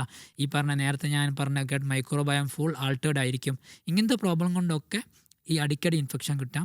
അപ്പോൾ ഇൻഫെക്ഷൻസ് എന്ന് പറയുന്നത് നമ്മളൊരു പട്ടാളക്കാരനെ ട്രെയിൻ ചെയ്യുന്ന പോലെയാണ്. ഒരു ദിവസം കൊണ്ട് ഒരു പട്ടാളക്കാരനെ ട്രെയിൻ ചെയ്യാൻ പറ്റില്ല. അതൊരു കണ്ടിന്യൂസ് പ്രോസസ്സാണ്. നമ്മളൊരു ജനിച്ചത് മുതൽ ഒരു 2, 3, 4 വയസ്സ് വരെ നമ്മൾ ഈ എല്ലാ രീതിയിലും നമ്മൾ വർക്കൗട്ട് ചെയ്ത് കഴിഞ്ഞാൽ അതിന് ശേഷമുള്ള സമയം കുട്ടിക്ക് ഇമ്മ്യൂണിറ്റി ഉണ്ടാവും എന്നുള്ളതാണ്. ഡോക്ടർ, ഇപ്പോൾ മരുന്ന് കൊടുക്കുന്ന കാര്യത്തിൽ കഫ് സിറപ്പിലേക്ക് വരുമ്പോൾ ഭയങ്കര പേടിയാണ്. കഫ് സിറപ്പിൻ്റെ ഓരോ കാര്യങ്ങൾ കേൾക്കുമ്പോൾ അപ്പോൾ കുട്ടികൾക്കാണെങ്കിൽ ചുമയൊക്കെ അടിക്കടി ഉണ്ടാവുകയും ചെയ്യും. അപ്പോൾ ഈ കഫ് സിറപ്പ് കൊടുക്കുമ്പോൾ നമ്മളതിൻ്റെ ബ്രാൻഡ് ഡോക്ടേഴ്സ് എഴുതി തരുന്നതാണല്ലോ നമ്മൾ കൊടുക്കുന്നത്. അപ്പോൾ അതൊന്നും നമ്മൾ ശ്രദ്ധിക്കേണ്ട കാര്യമില്ല. പക്ഷേ ഈ കൊടുക്കുന്ന കാര്യത്തിൽ നമ്മൾ എന്തെങ്കിലും പ്രത്യേകിച്ച് ശ്രദ്ധിക്കേണ്ടതുണ്ടോ? അടിക്കടി ചുമ വരുമ്പോൾ അങ്ങനെ കൊടുക്കാതിരിക്കേണ്ട അവസ്ഥയുണ്ടോ? ഈ കോഫ് സിറപ്പ് പറഞ്ഞ പോലെ ഒരു കോൺട്രവേഴ്സ്യൽ ടോപ്പിക്കാണല്ലോ ഇപ്പോൾ. കാരണം നമ്മൾ പിന്നെ ഈ ഫാർമക്കോളജിയിലും കോഫ് സിറപ്പിന് അധികം പഠിക്കില്ല. കോഫ് സിറപ്പ് എന്നുള്ള ടെർമിനോളജി പലപ്പോഴും ഫാർമക്കോളജിയിൽ അധികം കാണാൻ പറ്റില്ല. പകരം ബ്രോങ്കോ ഡയലേറ്റേഴ്സ്, മ്യൂക്കോലൈറ്റിക്സ് ഇങ്ങനത്താണ്. അപ്പോൾ നമ്മൾ ഈ ക്ലാസിക്കലി അവൈലബിൾ ആയിട്ടുള്ള കോഫ് സിറപ്പ്, കോഫ് സിറപ്പ്സ് എന്ന് പറയുന്നത് കോമ്പിനേഷൻസ് ആയിരിക്കും. ഈ കോമ്പിനേഷൻസ് പ്രത്യേകത അത് കോഫിനെ സപ്രസ് ചെയ്യുക അല്ലെങ്കിൽ കോഫിനെ സ്റ്റോപ്പ് ചെയ്യുക എന്നുള്ളതിലാണ് ഫോക്കസ് ചെയ്യുന്നത്. നമ്മൾ ഒരിക്കലും കോഫ് നേരത്തെ ഞാൻ പനിയെ പറഞ്ഞതുപോലെ നമ്മൾ ഈ പിന്നെ ശ്വാസനാൾ ഇറിറ്റേറ്റ് ആകുമ്പോൾ അവിടെ ഒരുപാട് സെക്രീഷൻസ് വരുമ്പോൾ അവിടെ ഇൻഫെക്ഷൻ വരുമ്പോൾ ശരീരത്തിൻ്റെ ഒരു റിഫ്ലക്സ് ആണ് കോഫ് റിഫ്ലക്സ് എന്ന് പറയുന്നത്. ആ റിഫ്ലക്സിനെ നമ്മൾ തടഞ്ഞു വെച്ചാൽ എന്താ പ്രശ്നം? നമുക്ക് ഈ അസുഖം കൂടുന്നോ കുറയുന്നോ എന്താണെന്ന് മനസ്സിലാവില്ല. ചിലപ്പോൾ ന്യൂമോണിയയുടെ ലക്ഷണമായിട്ട് നമ്മൾ അറിയുന്ന പുറത്തുള്ള ഒരു ലക്ഷണമായിരിക്കും ചുമ എന്ന് പറയുന്നത്. ആ ചുമ നമ്മൾ അടക്കി വെച്ച് കഴിഞ്ഞാൽ പിന്നെ ന്യൂമോണിയ ആയിട്ടാണ് വരിക. അപ്പോൾ നമ്മൾ എന്ത് കാരണം കൊണ്ടാണ് ചുമ വന്നത്? ചിലപ്പോൾ ആസ്മ, ബ്രോങ്കൈറ്റിസ് കാരണമായിരിക്കും. അവിടെ നമ്മൾ ബ്രോങ്കോ ഡയലേറ്റേഴ്സ് ഉപയോഗിക്കണം. ബ്രോങ്കോ ഡയലേറ്റേഴ്സാണ് നമ്മൾ സാൽബ്യൂട്ടമോൾ, ലിവോ സാൽബ്യൂട്ടമോൾ ഇതൊക്കെ ഉപയോഗിക്കാം. മ്യൂക്കോലൈറ്റിക്സ്, ആംബ്രോക്സോളൊക്കെ ഉപയോഗിക്കാം. പിന്നെ ജലദോഷം പറഞ്ഞ മോണ് ഇതിൻ്റെ കൂടെ വരുന്നൊരു ഇതാണ്. ഈ ജലദോഷം അഗ്രസീവായി ട്രീറ്റ് ചെയ്യേണ്ട കാര്യമില്ല. ജലദോഷം എപ്പോഴാണ് ട്രീറ്റ് ചെയ്യേണ്ടത്? ജലദോഷം നമുക്ക് ചെവിയിൽ ഇൻഫെക്ഷൻ വരുന്നുണ്ട്, നമുക്ക് കുട്ടികൾക്ക് ഉറങ്ങാൻ പ്രയാസമുണ്ട്, ഭയങ്കര ഇറിറ്റേഷൻ്റെ മാത്രം ജലദോഷം ട്രീറ്റ് ചെയ്താൽ മതി. അല്ലെങ്കിൽ സെലൈൻ ഡ്രോപ്സ്, ഈ മൂക്ക് അധികം അടയാതെ നോക്കിയാൽ മതി. ഈ സോ കോൾഡ് കോഫ് സപ്രസൻസ് അതുപോലെ ഈ ക്ലാസിക്കലായ കോമ്പിനേഷൻ കോഫ് സിറപ്സ് ഒന്നും അധികം റെക്കമെൻഡഡ് അല്ല. പകരം നമ്മൾ ഡിസീസിനെ ട്രീറ്റ് ചെയ്യുക, അതിൻ്റെ കൂടെ കോഫ് ഒന്ന് കുറയാനുള്ള മെഡിസിൻ കൊടുക്കുക എന്നുള്ളതാണ് ഏറ്റവും നല്ല രീതി. അതുപോലെ ചെറിയ കുട്ടികളിൽ ലെസ് ദാൻ 6 months നമ്മൾ പലപ്പോഴും 3% സെലൈൻ നെബുലൈസേഷന് സക്ഷൻ ചെയ്തിട്ട് നമ്മൾ ഈ കഫൊക്കെ വലിച്ചെടുക്കുക. അതുപോലെ അവരെ ഡിസീസിനെ ഹോളായി ട്രീറ്റ് ചെയ്യുക, ഇതാ ചെയ്യേണ്ടത്. അത് കോഫ് സിറപ്പ് ഓവർ ദ കൗണ്ടർ വാങ്ങിക്കൊടുക്കുക, പഴയ കോഫ് സിറപ്പ് എടുത്ത് കൊടുക്കുക. ഇതൊക്കെ നമ്മൾ എഗെയിൻ പനി വന്നു കഴിഞ്ഞാൽ കുറേ പനീൻ്റെ മരുന്നെടുത്ത് കൊടുക്കുന്നതിന് ഈക്വലാണ്. ആ ഒരു റിഫ്ലക്സ് നമ്മൾ പേടിക്കേണ്ട എന്നുള്ളതാണ് ശ്രദ്ധിക്കേണ്ടത്. അപ്പോൾ എനിക്കിതിൽ ഒരു കൺക്ലൂഡ് ചെയ്യാനുള്ളത്, നമ്മളെ ഈ ജങ്ക് ഫുഡ് കൾച്ചറിൽ നമ്മൾ വളരെ ശ്രദ്ധിക്കണം എന്നുള്ളതാണ്. നമ്മൾ ഈ ഫുഡിൽ നമ്മൾ ഒരുപാട് ശ്രദ്ധിച്ചു കഴിഞ്ഞാൽ ആദ്യം തന്നെ മുലപ്പാൽ കൊടുക്കുന്നതിൽ ശ്രദ്ധിക്കുക. വീനിങ്ങിൽ നമ്മൾ ഒരുപാട് കെയർഫുൾ ആവുക. ഫുഡൊക്കെ അത്യാവശ്യം ഇൻട്രൊഡ്യൂസ് ചെയ്യുക. ഒരു 7-8 മാസം ആകുമ്പം തന്നെ അത്യാവശ്യം ഫുഡൊക്കെ ഇൻട്രൊഡ്യൂസ് ചെയ്യുക. ഒരുപാട് സ്മാഷ് ചെയ്ത് നമ്മൾ നല്ല ഗ്രൈൻഡ് ചെയ്തിട്ടൊന്നും ഫുഡ് കൊടുക്കാതിരിക്കുക. ഒരു 8 മാസത്തിന് ശേഷം കുട്ടിക്ക് ടേസ്റ്റ് അറിയാവുന്ന രീതിയിൽ ഒന്ന് സ്മാഷ് ചെയ്തിട്ടൊക്കെ കൊടുക്കുക. ജങ്ക് ഫുഡ് നമ്മൾ ഫുള്ളായിട്ട് ഒഴിവാക്കുക. ജങ്ക് ഫുഡ് നമുക്ക് ലോങ് ടേം പ്രോബ്ലം ഉണ്ടാക്കാം എന്നുള്ളതാണ്. നമ്മളെ ഗട്ട് മൈക്രോബയോമിനെ അഫക്റ്റ് ചെയ്യുക. നമ്മൾ ഇമ്മ്യൂണിറ്റി ഡെവലപ്പ് ചെയ്യുന്നതിന് ടി സെൽസ് ഉണ്ടാവുന്നത്, അവർ റെഗുലേറ്ററി ടി സെൽസ് ഉണ്ടാവുന്നതിന് ഇതിനൊക്കെ അഫക്റ്റ് ചെയ്യാം. നമുക്ക് അഡൽട്ട്ഹുഡിൽ വരെ പ്രോബ്ലം ഉണ്ടാവാം. അലർജിക് ഡിസീസ് ഉണ്ടാവും. അപ്പോൾ ഈ junk food, biscuits, chocolates, candies, ഈ ഒരു കൾച്ചർ നമ്മൾ മാറ്റിയെടുക്കുക. പിന്നെ നമ്മൾ ഈ മൊബൈൽ അഡിക്ഷന്, മൊബൈൽ കാട്ടി ഫുഡ് കൊടുക്കുന്നതൊക്കെ ഒഴിവാക്കുക. കുട്ടികൾ ഒന്നുകൂടി അറിഞ്ഞിട്ട് കുട്ടികളൊന്ന് പാരൻറ്റിങ് ചെയ്ത് കഴിഞ്ഞാൽ അവർ അസുഖങ്ങൾ തീർച്ചയായിട്ടും കുറയും. കൂടെ വാക്സിനേഷൻ കൊടുക്കുന്നതൊക്കെ ശ്രദ്ധിക്കുക എന്നുള്ളതാണ് എനിക്ക് കൺക്ലൂഡ് ചെയ്തിട്ട് പറയാനുള്ളത്. So thank you doctor. അങ്ങനെ ഒരുപാട് സംശയങ്ങളൊക്കെ ഉണ്ടായിരുന്നു. എനിക്ക് തോന്നുന്നു അത് കേൾക്കുന്ന ആളുകൾക്ക് ഏകദേശ സംശയങ്ങൾക്ക് ഒരു ഉത്തരം കിട്ടിക്കാണും. Thank you.